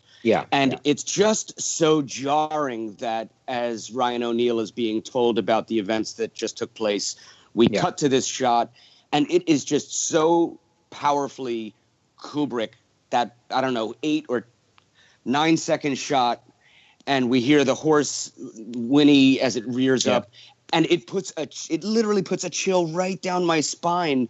That it's so Kubrick. It's like you said. His entire body of work, you can always find an element where it's like, no, that's nobody else but Stanley, and yet it doesn't need to exist in, say, Full Metal Jacket or Dr. Strangelove. Yeah. But I mean, it could I find work. the same, yeah, but I find he those moments, you know, I mean, they're well, you know, people know them, but you know, like the in 2001, the silence. Yeah. When he goes. Oh yeah. When he's out lost in space, you know, the silence, that, you know, it's technically accurate, but no one would ever do it. You know, right. It was anti, you know, drama. Yeah. But you watch it and you're like, man, wow, that's heavy. Yeah. But it's not something he would repeat either. Every time he does it, he finds a different angle and a different way of, as you say, jarring you, of hitting you, you know, and that, you know, that's a sign of, you know, someone who's, again, on this different level, in my opinion. It's just, you know, it's not looking for gimmicks. It's not tricks. It's like, how do I make this scene hit you? And always finding a twist, you know? Yeah, absolutely. I mean, a very visceral approach to getting that hit, as you say. Yeah. That reaction from the viewer, because it works. And your example for 2001 is spot on. I mean, the silences are what make it work. And of course, we know now a lot of people, you know, had a problem with it at the time.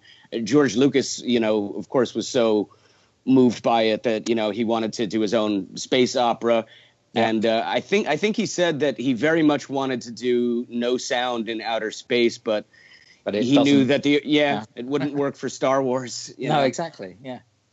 Only Kubrick could have pulled that off. And when you juxtapose the protracted silences in 2001 with the scenes that have classical music, it's just painfully evident. This is a person operating on another level, as you say, and knowing how to intuit when to use which approach. Yep.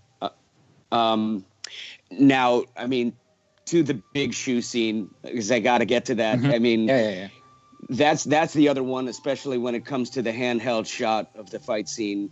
Yeah. Now, I have to start by saying that because I was at the Barry Lyndon with live orchestra event in April. The scene begins with you coming in the big shoes, and 3,200 people are just side-splitting with laughter. And I saw that. I was right there in it. And just so you know, people still have a real affection for your turn as Bryan, and especially in moments like that, man.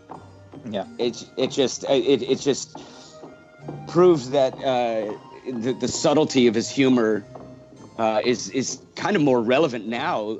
It's than ever. It certainly seems to be better understood. I don't know if audiences are smarter today.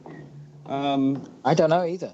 I mean, I think you know, for me, it's hard to say if you know, but I think that scene specifically, I remember it being a funny scene. You know, I mean, it was put into me to be funny, even though it's a serious thing. I mean, you know what I mean? There's a kind of, you know, feeling that, I mean, if I look at it, I see it as sort of silly, if you know what I mean. But, of course. But kind of, what's the word I'm looking for? Just kind of, well, very natural as well. It was kind of like, be naive, you know, like a kid who's having fun almost for the first time in some ways, or in that situation, you know.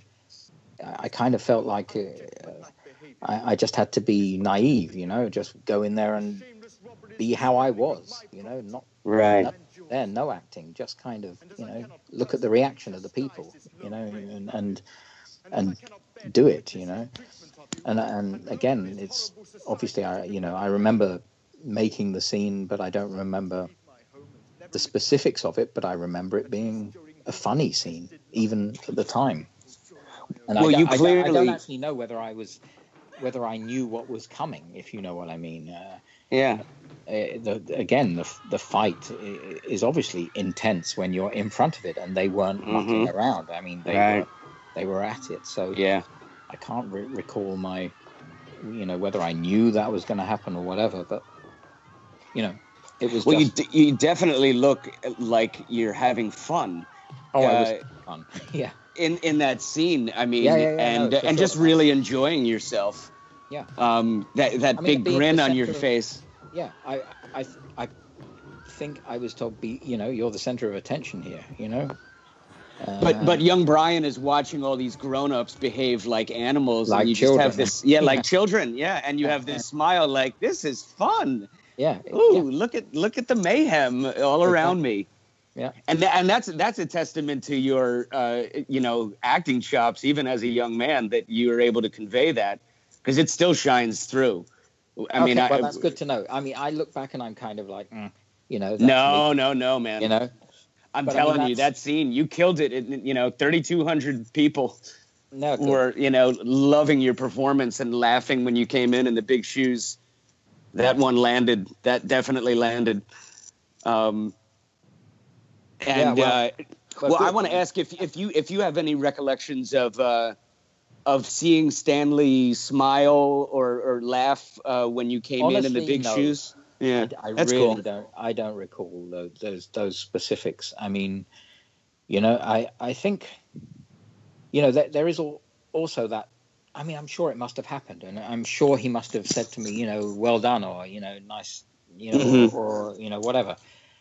But I guess he's behind the camera. He's out the way. You know what I mean? Right. It's that thing. You're I have a lot of recollections of interacting with other actors. But not with him, sadly. I mean, it would have been great to say, oh yeah, we sat down and discussed this and the other, but I have this feeling that he took all the time in the world for you when it was needed, and everything, but he was a busy guy. Yeah. The shot's done, okay, that's it, and then he's gone. And not in a negative way at all, but just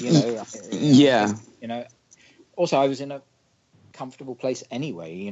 The actors around me were nice, and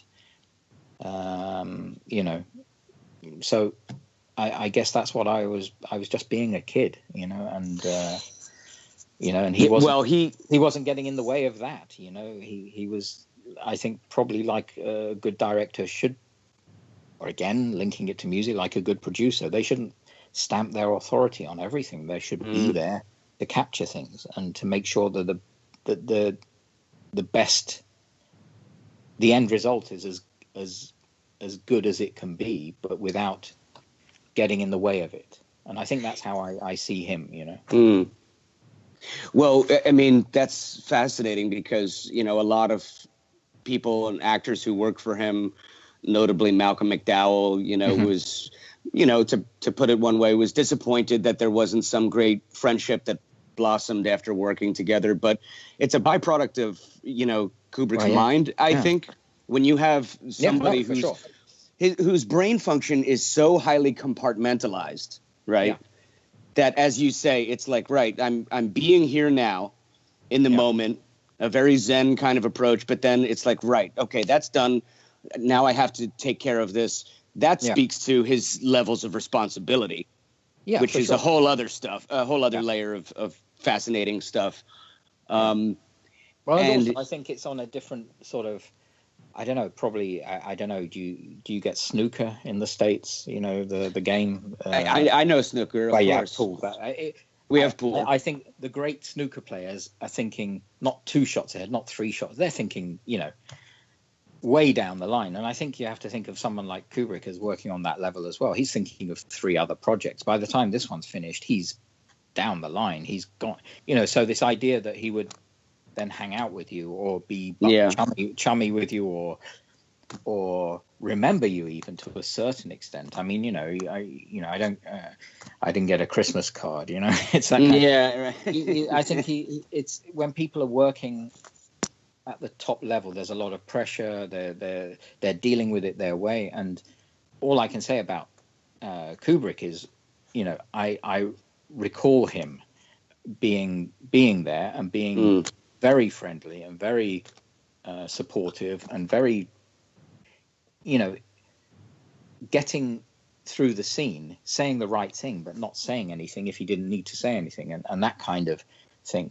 But there was no relationship, outside of this, I don't think, between him and most actors, or adult or child. I think, he was just too busy and too serious and too, thinking ahead and moving on and constantly moving on and looking for things, and not, once it's done, move on. And most people tend to think, hey, we work together. Hi, how about doing this again? And it kind of I don't think he would be into that. Why would he talk about something he did? It's done. Look at it. If you like it, great. I'm doing this now. Yeah. He's not going to be able to come around for a cup of tea. No, and also he probably looked back on things in a very different way, to how people look at his films. It's like, again, with music, if you rest on your laurels, it's a very dangerous thing. So if you've done, you've done one good song or one good film or whatever, you have to, and it's great if people still like it, and it's fantastic, and it can help your career, and it can be good for you and everything. Yeah. But you're no longer there. You're elsewhere. So that anyway. In these terms, I'm just saying, with Stanley on set, I kind of have visual memories of him, and I can hear him occasionally saying, let's do this, or there were certain moments that were more intimate, death scenes and stuff like that, where he was clearly more there, more present in a certain way. But apart from that, he's my recollections of him are very vague, whereas for other actors, they're more real. So that's why disappointingly, I was just too young to kind of have any conversations with him, or more than be told what to do, or well done, or let's do this now, and have you learned that kind of thing. Very small fragments, which it's a shame, but I also had moments with me and two actors and him in a room, kind of. So but just too young to remember them in specifics. Well, that's the beauty of memories from childhood. I think whatever they may be, that it is more sensory, and as long as you have fond memories of working with Stanley. Yeah. Listen, we're only too happy to share your stories with the world, and it's really an honor to get a chance to chat with you about all this stuff, because it's just fun, and for me, and it's a massive thing in my life. I sort of look back and think, man, how lucky do you get? I kind of like, if I was going to be in one film, and I think I can distance myself from having been in a film and thinking he's a great director. I can be very analytical about these things, and I can look back and say, just it's not because I was in it that I think he's a brilliant director. He is a brilliant director. There's no question. And so he's our favorite, obviously. Well, yeah, mine too. And I do have the personal thing that obviously tilts it, but I can look at films and say whether I like them or not, or whether they touch me or whatever. And he's in the top one or two for me. So that and I sort of think that for me, looking back at it, it's such a great thing. If you could be in one film, which director would you choose? I think a lot of people are going to make the choice I had. So I consider it so lucky and so amazing. And then also, having gone on to do what I do, which I'm happy with. Yeah. But still seeing a link to it, I still feel somehow that if I hadn't done that, my life would have been very different, and I probably would have been less aware or prepared or whatever for doing what I do. It is kind of, having spent quite a long time on a film set with, on a serious level, not just a fun thing, but doing something, a big production with a lot of professional people. probably did subconsciously dig in somewhere, so that later on I knew it's no good. I've always said this with my music is like when I put it out there, it's, you know, personally I don't really mind if people don't like it. That's great, because you know, it's what I do, and why should everyone like it? I mean, totally cool with that. Exactly. But at the same time, I'm prepared to put it out there and let it be compared with anything. You know, I'm not frightened of anything. If people don't like it, that's fine. But if someone says, you know, it's really crappy, then I'll say, no, it isn't though, because I know what I do is what I want it to be. And exactly. So I think, if they don't get it, you know? if the listener, you know, or the viewer, in the case of Kubrick, like, doesn't get it, that's entirely different than the objective merits of it. No, exactly. And I think Kubrick also probably got, you know, if a review put it down because it was, you know, badly filmed, he'd probably feel, hey, you know, screw you, that's not right. You know, you can't just say. But that's the same with me. If someone says, I don't like it because, and it's obviously bullshit, I'll get upset. But if someone says it's not my thing, I don't get it, I'm like, that's great, that's fine. You know, I hate it if people say, oh yeah, that's nice. You know, no, I want someone to say, I love it, or I really don't get it. You know, being nice or people thinking it's all right sucks, you know. It's like when you show something to someone, you know, something that you're really proud of, to someone you look up to, and they say cool and change the subject, and they change the subject, you know. No, I mean, you want them to say, oh God, I can't stand that. Or, well, I love it. You know? Yes.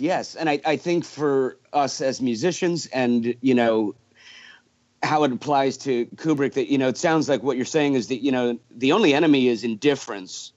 You know, if you have a reaction, whether it's pro or con, that's fine, as long as, you know, you don't sit through 2001 and go like, you know. Yeah. I like Forbidden Planet a lot better. They should have got William Shatner. It would have been better. That's not what you want to hear. With Stanley Kubrick. Well, I'm 6 and my name is Evie. Okay, can you tell us who is Stanley Kubrick? A filmmaker. He made Clockwork Orange, and he made Paths of Glory, Barry Lyndon, The Shining, 2001 Space Odyssey, Eyes Wide Shut, Spartacus, Full Metal Jacket, Doctor Strangelove, How I Stopped Worrying, or How I Stopped Worrying, and Love the Bomb, Lolita, Killer's Kiss, Fear and Desire, The Seafarers, Flying Padre, and finally, Day of the Fight. Again, with Kubrick, you know, he existed at the perfect moment. You know, he started in the old school. Yes.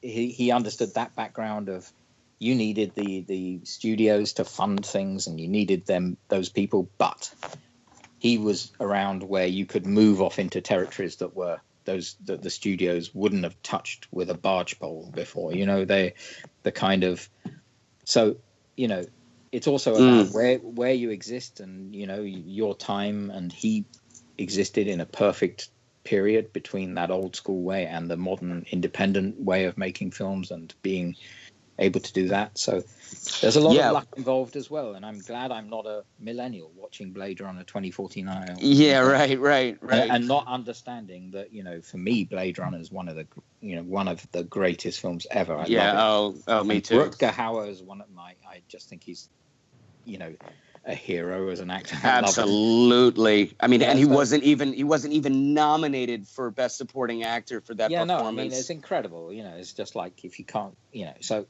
I mean, I'm Harrison just so Ford happy. said it was in memory like one of his fondest experiences working with another actor. The scenes he did with Rutger Hauer. Yeah. No, I think I think that's why I think things. You can have a side where things affect you. I don't know on various levels, but I think I grew up in an era as well where those films, Blade Runner. Came out when, I mean, these are films made where you actually had to build sets, where you had to, you had to have an idea of how it would look. You had to know how to film things. You couldn't fix it in post-pro. You couldn't edit things out that weren't there or put them in or whatever. You had to get it right. And that's why they have such an effect on people, because they're real. It happened. Yes. And Well, now, I can. when you go to the cinema, it's kind of a vague world. It's like it's like you were saying with music. It's and what's happening to it today. It's almost like what I call like the McDonald's-ification of music. Like let's just dumb it down. Let's put everything in C major or G major, and hook them with that opening bar. You can throw it together in a computer and it'll sort it out for the tempo and the pitch and everything. And when I was growing up, in music, I had one foot in the past as well, because I had to know how to use a tape machine, a 4-track, and I had to get more instruments onto it than you could. So you worked out. And now I still build my songs the old-fashioned Beatles way. I track by track. I ping pong and layer instruments on top of others to free up space. Because God help me, but I love a challenge, right? No, but also it's a very relating to film, it's capturing a moment. If you capture moments, that's what's important for me about music. Whereas and again, that's what directors used to have to do. There was no way out of it. If you didn't have it in the can, it didn't exist. It didn't exist, exactly. And that's me with music. If I don't capture it now, I don't want to go back to it again. I don't want to change it later or see what options there are. It's either right or it isn't. And then you capture it and then you move on. Yes, you can move on, because if you keep all your options open, you don't move on. You're looking behind. You're saying, well, if it doesn't work out, we can still get that bit or whatever. And I think that's the difference between, the era that Kubrick was making films in. It had to be made. It had to be finished. It had to be done.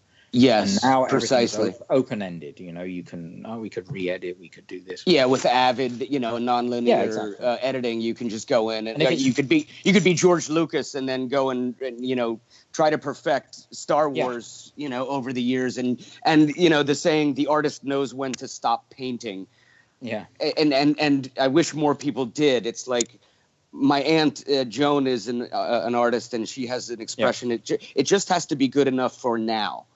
There has to come a moment when you say, okay, I know I would have liked to have done this differently, but I'm pleased with it. Time to put it out, and as you say, move on. And I want to tie that in with film as well, because how that relates to music is, I think, with Kubrick, as you say, being at the right place at the right time. He had that old school approach to filmmaking. He started as a guerrilla filmmaker. Yeah. He was also able to, again, compartmentalize his brain function because of his years mastering the game of chess. Yeah. And as you were saying about snooker players, like thinking, 3, 4, 5, 8 moves ahead. Yeah. And then, you're talking about a guy who wants to make a masterpiece that looks like a Renaissance painting, but use camera lenses developed for NASA. We have real quick that our approach sounds similar in that I also love having some vintage gear. Nothing greater than an old mic, and yet if I want to work in GarageBand. It's really cool to marry the old and the new in our own way. I think Kubrick very much did that. Yeah. Sorry to go on, but please. No, but it's fine. But I think if we go right back to the beginning, the candle scene, again, he had to do it. And now you have other options, but they will never replace the having to do it option.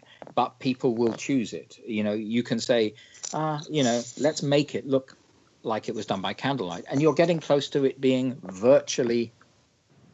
You know, you can film in a lit room, and you can transform it into a candlelit room, and it gets close with modern technology and software, but it will never replace it. It cannot, because that was real, and the brain can differentiate between 99.9% and 100%. If it's 100%, the brain, it's there. It's real. If it's 99%, the brain is like, that looks real. But there's something there that your brain can tell, but it isn't 100%, is it?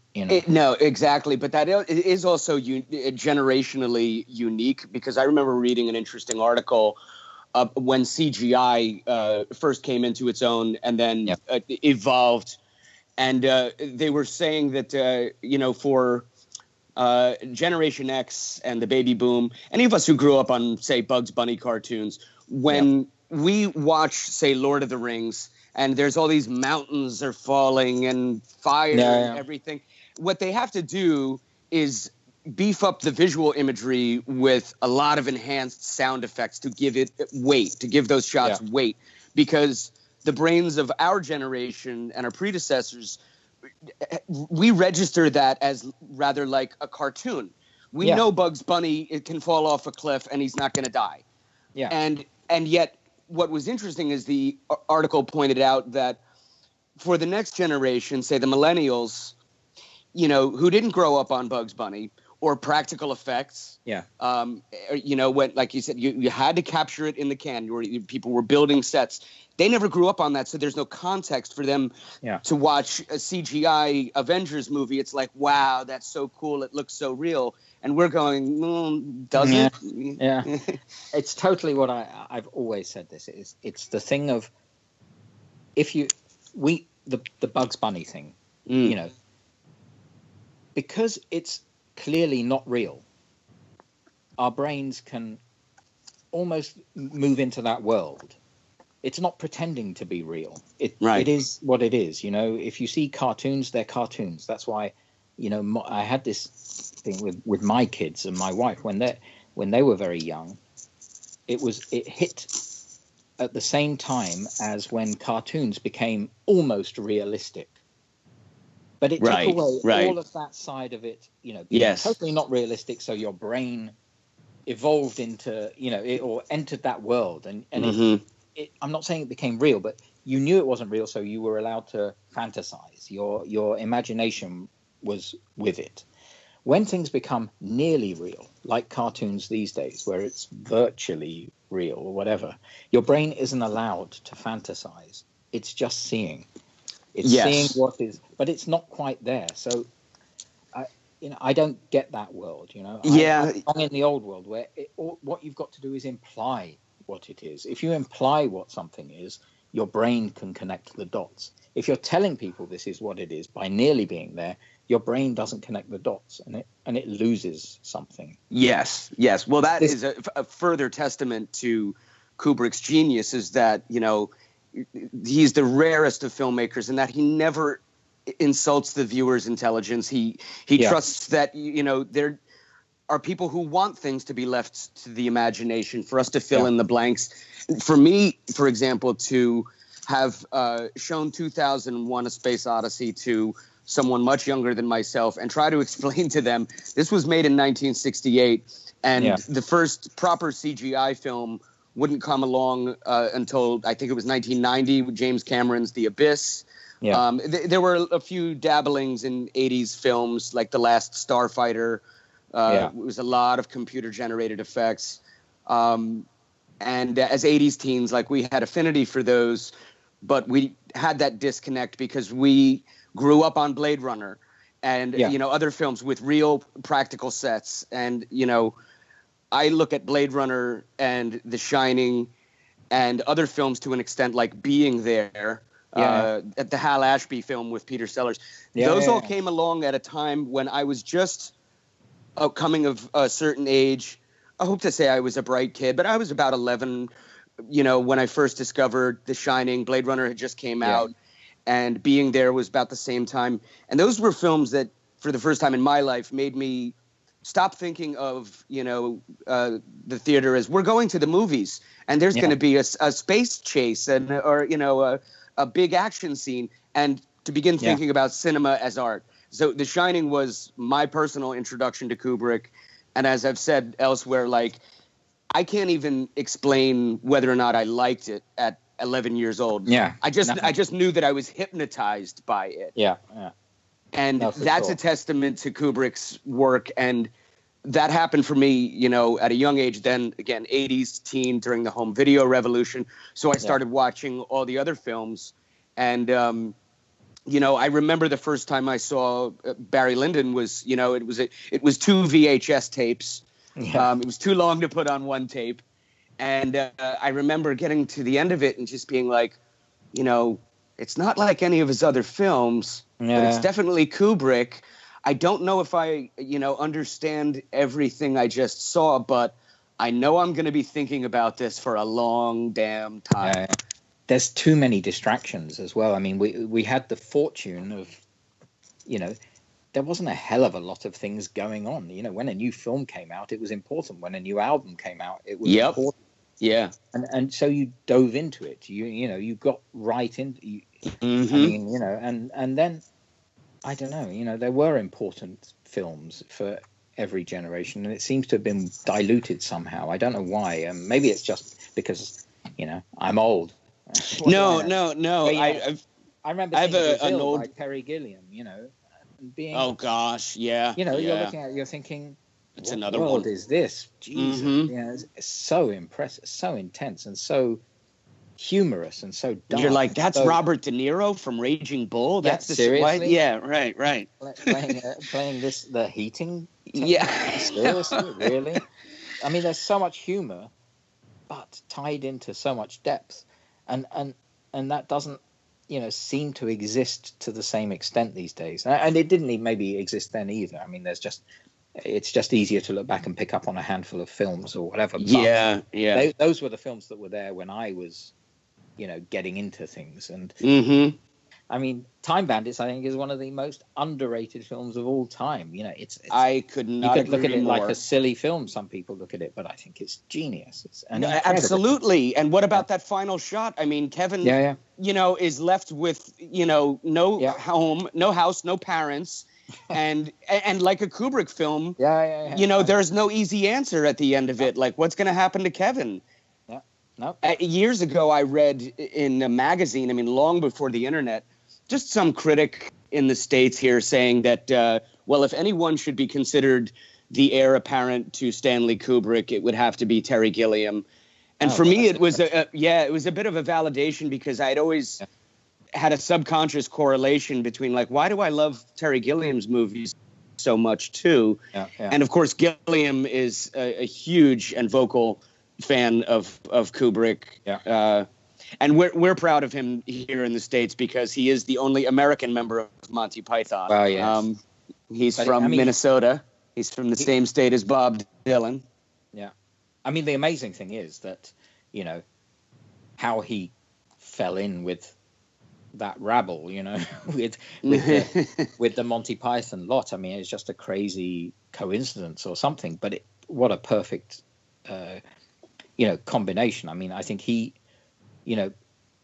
had that side already, but he could, but if he hadn't been in Monty Python, I don't know if he would have had that side that shines through in his films.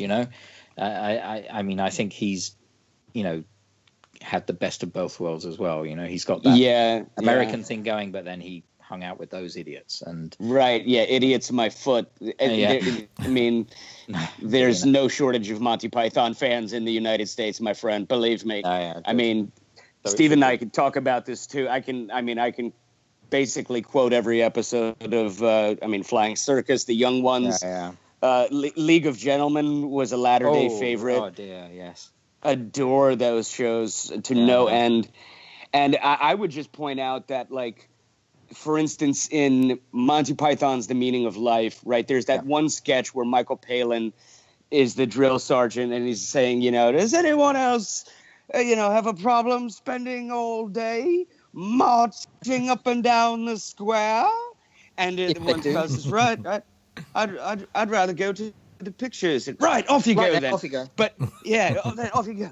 Anyone else? A book I'd like to read. Anyone else rather be at the pictures? Yeah, exactly. I mean, right, off you go then. And it's such a great scene, comedically in and of itself, but I bring it up to ask that next time you come across it, watch the way Gilliam frames those shots, because I can't not see Kubrick. Yeah. There's a flagpole in the foreground. The buildings are perfectly symmetrical in the background. The action is here. There's, stable imagery there. It's all just perfect placement. And like Kubrick, it's brilliant in that you're almost meant to not notice it. I think I'm losing you. You nearly got yes, we're sugar. Ask. Hold on, am I? We've lost you again. Yes, sir. my.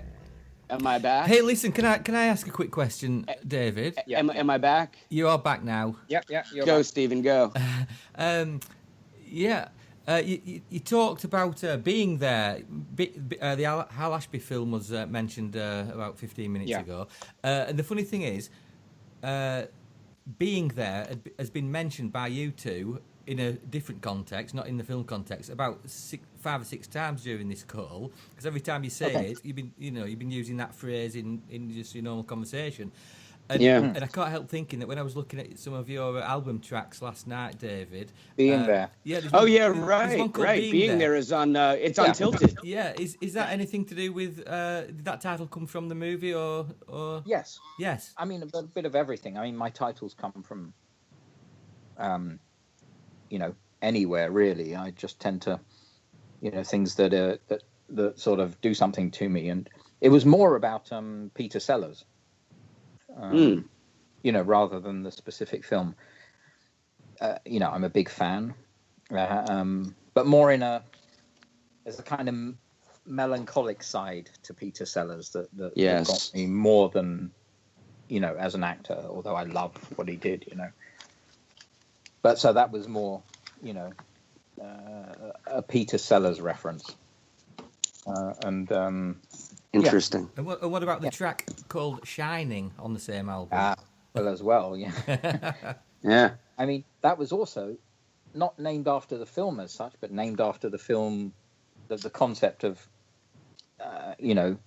Danny having a shining.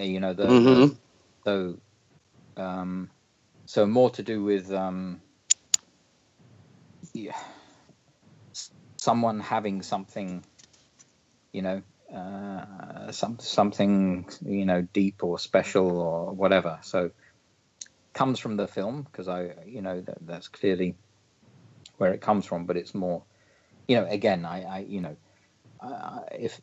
my titles are very, most of my music is instrumental, and so there's no lyrical base to it, so the titles are very vague in general, but they come from somewhere usually. And I just want to add that, like Kubrick, I think it's a testament to your craft as a musician that the way you just described choosing your titles does, like Kubrick, leave it open to interpretation, and I prefer that. Yeah, I know a lot of people like that. Yeah, much better. Yeah. Well, I mean, I also think like the music I make. As I've said, it's certainly not for everyone, and it's in general for me. If I like it, I can put it on an album or something.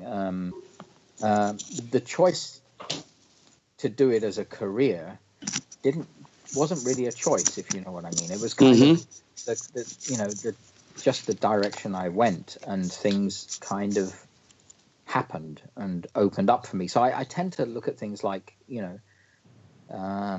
why was I in a Kubrick film? I don't know. I don't think it was pure luck. I don't think it was by design, or I think there's elements of everything. But the main thing is it happened because I let it, maybe, you know. And with music, you know, things happened because I let them happen. I didn't put things off. You know, it wasn't some clever decision to be in a Stanley Kubrick film. It just happened. I was lucky I was in the right place at the right time. But also, it requires you to fulfill the task given to you. It's not just luck. You have to have, you know. So, and I think that's possibly what I took away from everything. If I look back on it, is the ability to say, you know what, now seems like the right time to say yes. You know, I'm open to this, even though it's something you know, it's the first time something's appeared in front of me. It's a kind of sixth sense to say, go with it. This seems right. And when I've done that, things have happened. And, you know, and occasionally I must have missed the boat as well, you know, by not taking those choices. But, you know, I do think that the music thing and the film thing are linked, in the sense that not that because I was in a film I decided to do something artistic, just because it's always been there, and I kind of, you know, let things happen. Right. And, I mean that is the natural evolution of one's progress, for lack of a better word. That, you know, you know, you should find yourself doing what you always knew you were meant to be doing, even before you consciously realized it. And they say that, you know, there are three components that go into the success of any creative artist, which is, you know, talent, perseverance, and a bit of luck. A lot of actors will say, you know, that they were in the right place at the right time. Vincent D'Onofrio was, you know, cast as Private Pyle because his friend Matthew Modine, you know, said, "Oh, send him a videotape," and and then D'Onofrio went on to say, "I owe my entire career to Stanley," you know. So, well, you know, and that's exactly it. I think, you know, it can't be. It's a kind of fatalistic view, but to a certain extent, unfortunately, I think that's what it is. I mean, you know, it's been proven time and time again. You know, just if you're born in the wrong place, life sucks. You know? Yeah. I look back and think, man, you know, how much luckier do you get if you were going to be a child actor and you wanted to be in one film? You know, that's the way I look at it. You know, I could have been in 6 other films and I'd be like, yeah, okay, it was fun. Yeah. But no, but you get Barry Lyndon. At the end of the day, you get to say that you were in one of Kubrick's 13 films. Yeah, you know, and that's remarkable. And you will always have that, as they say. That's something they can never take away from you. Yeah. No, absolutely. I feel that still strongly, you know, and it's a very nice thing. Yeah, you certainly have something which you just, you know. Again, I don't tell anyone. I don't talk to people about it because it's not really relevant to my modern life. But if anyone asks, it's like, yep, you know. And well, I'm proud, you know, and I'm pleased, and there's nothing. You should be. No negatives about it, you know. Yeah, right. David, how often do you get asked about this, about your role in Barry Lyndon? Well, I mean, every so often, someone will post a picture of Barry Lyndon on Facebook with me tagged in it, and then someone will go, "Why is David tagged?" And then I have to explain or not, you know. But right. No, I don't get up. No, I don't really. You know, I mean, you haven't been asked to do interviews over the years. No, not. Wow. Well, I'm even more glad than we got the opportunity. I mean, it is just nice reflecting on those things, but of course, you know, there is the feeling that, you know, it's not what I do. If I'd carried on being an actor, it might be more relevant. I mean, and also I was a child actor, you know. It's not the kind of thing where people really discuss with you, if you know what I mean. It's kind of like, you know, I mean, maybe that's a bit the generation, you know, it was the early 70s. If it was the early 80s, and I'd been in a Kubrick film as a child actor, I probably would have had the chance to have a better career, because you would not pay, you know, you would earn enough money to say this is worth giving up everything else for. Right. And also the media was much more widespread and you were more obvious. But in the end, I was, I'm also fully aware that I was just another actor in one of his films. I mean, it's not, it's a very nice thing, and it is a very, and like we know, he's top of the tree, but it's still only, I'm one part of a big story. Well, I just have to interject, man, because you're not just another actor in the sense that for me, and I probably speak for Stephen and a lot of other people when I say that the scene when Bryan is dying, and Ryan and Marissa Berenson are at your bedside, I cannot get through it without getting emotional, man. I do get told that, yeah. I mean, and it's funny because Marissa is so made up in every other scene in the film, but for me, just as a dude, that scene, I mean, not that she's crying, but she has no makeup on, her hair is down. I mean, that's the scene where she's most gorgeous, just to me, in my opinion. Yeah. And yet it's not about oh wow, she's so pretty. That scene is entirely about the heartbreaking events that are taking place before the viewer's eyes, and you really get sucked into it. Yeah, that's just my opinion. I agree. It's a serious scene. I mean, it's a very moving scene. Even I can see that. Obviously when I look at it. I mean, I also still feel a bit detached when I watch things because it's like the old me, Yeah. Me as a kid and the young old me. Yeah. So, but again, that scene, that's one that was I remember very vividly making it, and I mean, it's I can understand why people get emotional about it. It's a very powerful scene. The doctors were called. But what does a doctor avail in a contest with the grim, invincible enemy? Such as came could only confirm the hopelessness of the poor child's case. He remained yet with his parents for 2 days, and a sad comfort it was to know he was in no pain. Papa.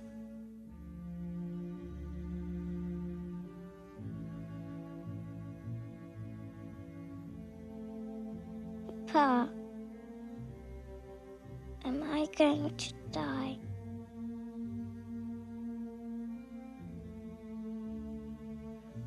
No, my darling, you're not going to die. You're going to get better.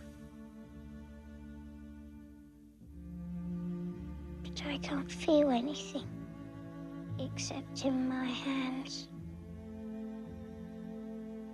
Does that mean I'm already dead in part of my body?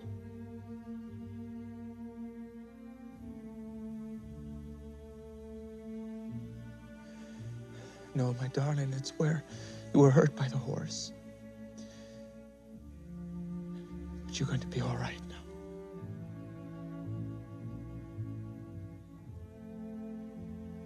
Papa, if I die, will I go to heaven?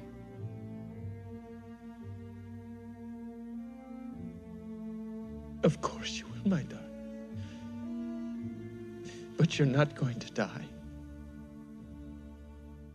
I think it is the script, it's very well written.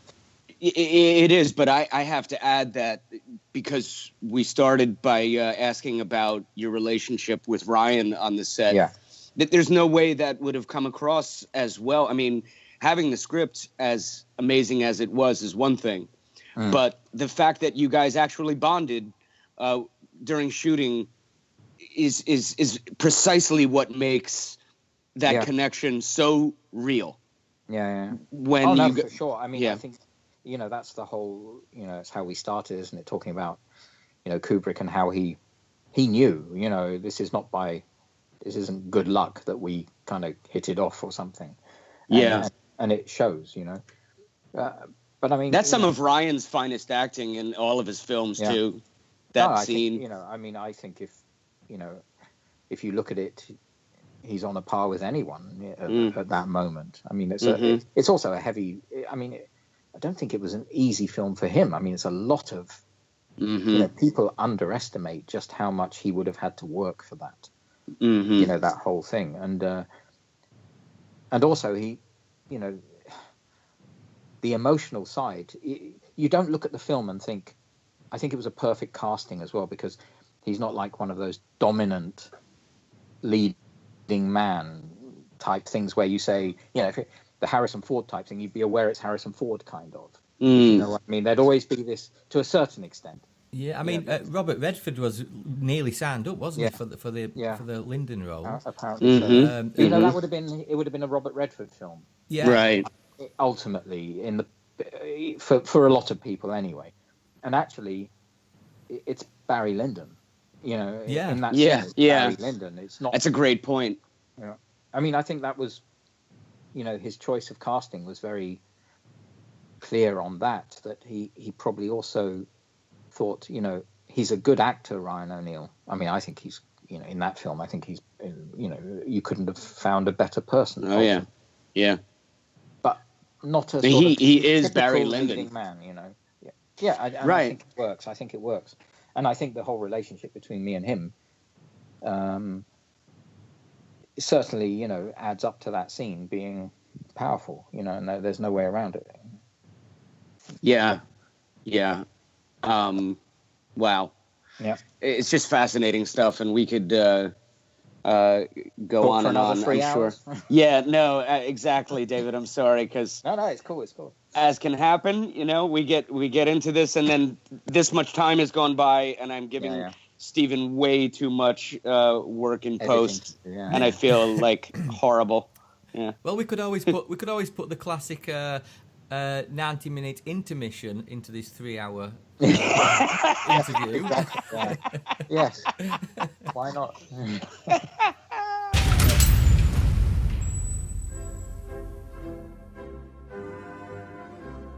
Thanks, David and Jason. We spoke to David on the 18th of October 2017. Don't forget to check out David's music on iTunes. Just search David Morley and you'll find his albums. And of course, check out the Kubrick film Barry Lyndon if you haven't already seen it. Thanks to Mark Lentz, who helped us with research on this episode. Mark runs the New York chapter of SCAS. Also, a big thanks to James Marinaccio for helping us to set up this interview with David. Thanks to Evie from My House for telling us who is Stanley Kubrick. And of course, thanks to our very own, the marvellous Mr. Jason Furlong. Thanks to James and Jason and myself for keeping the Stanley Kubrick Appreciation Society on Facebook running smoothly. Please rate and review us wherever you listen to podcasts and let us know what you think about the show. We hope that you've enjoyed this episode of Kubrick's Universe, and thanks for listening. I'm Stephen Rigg. Tatty bye.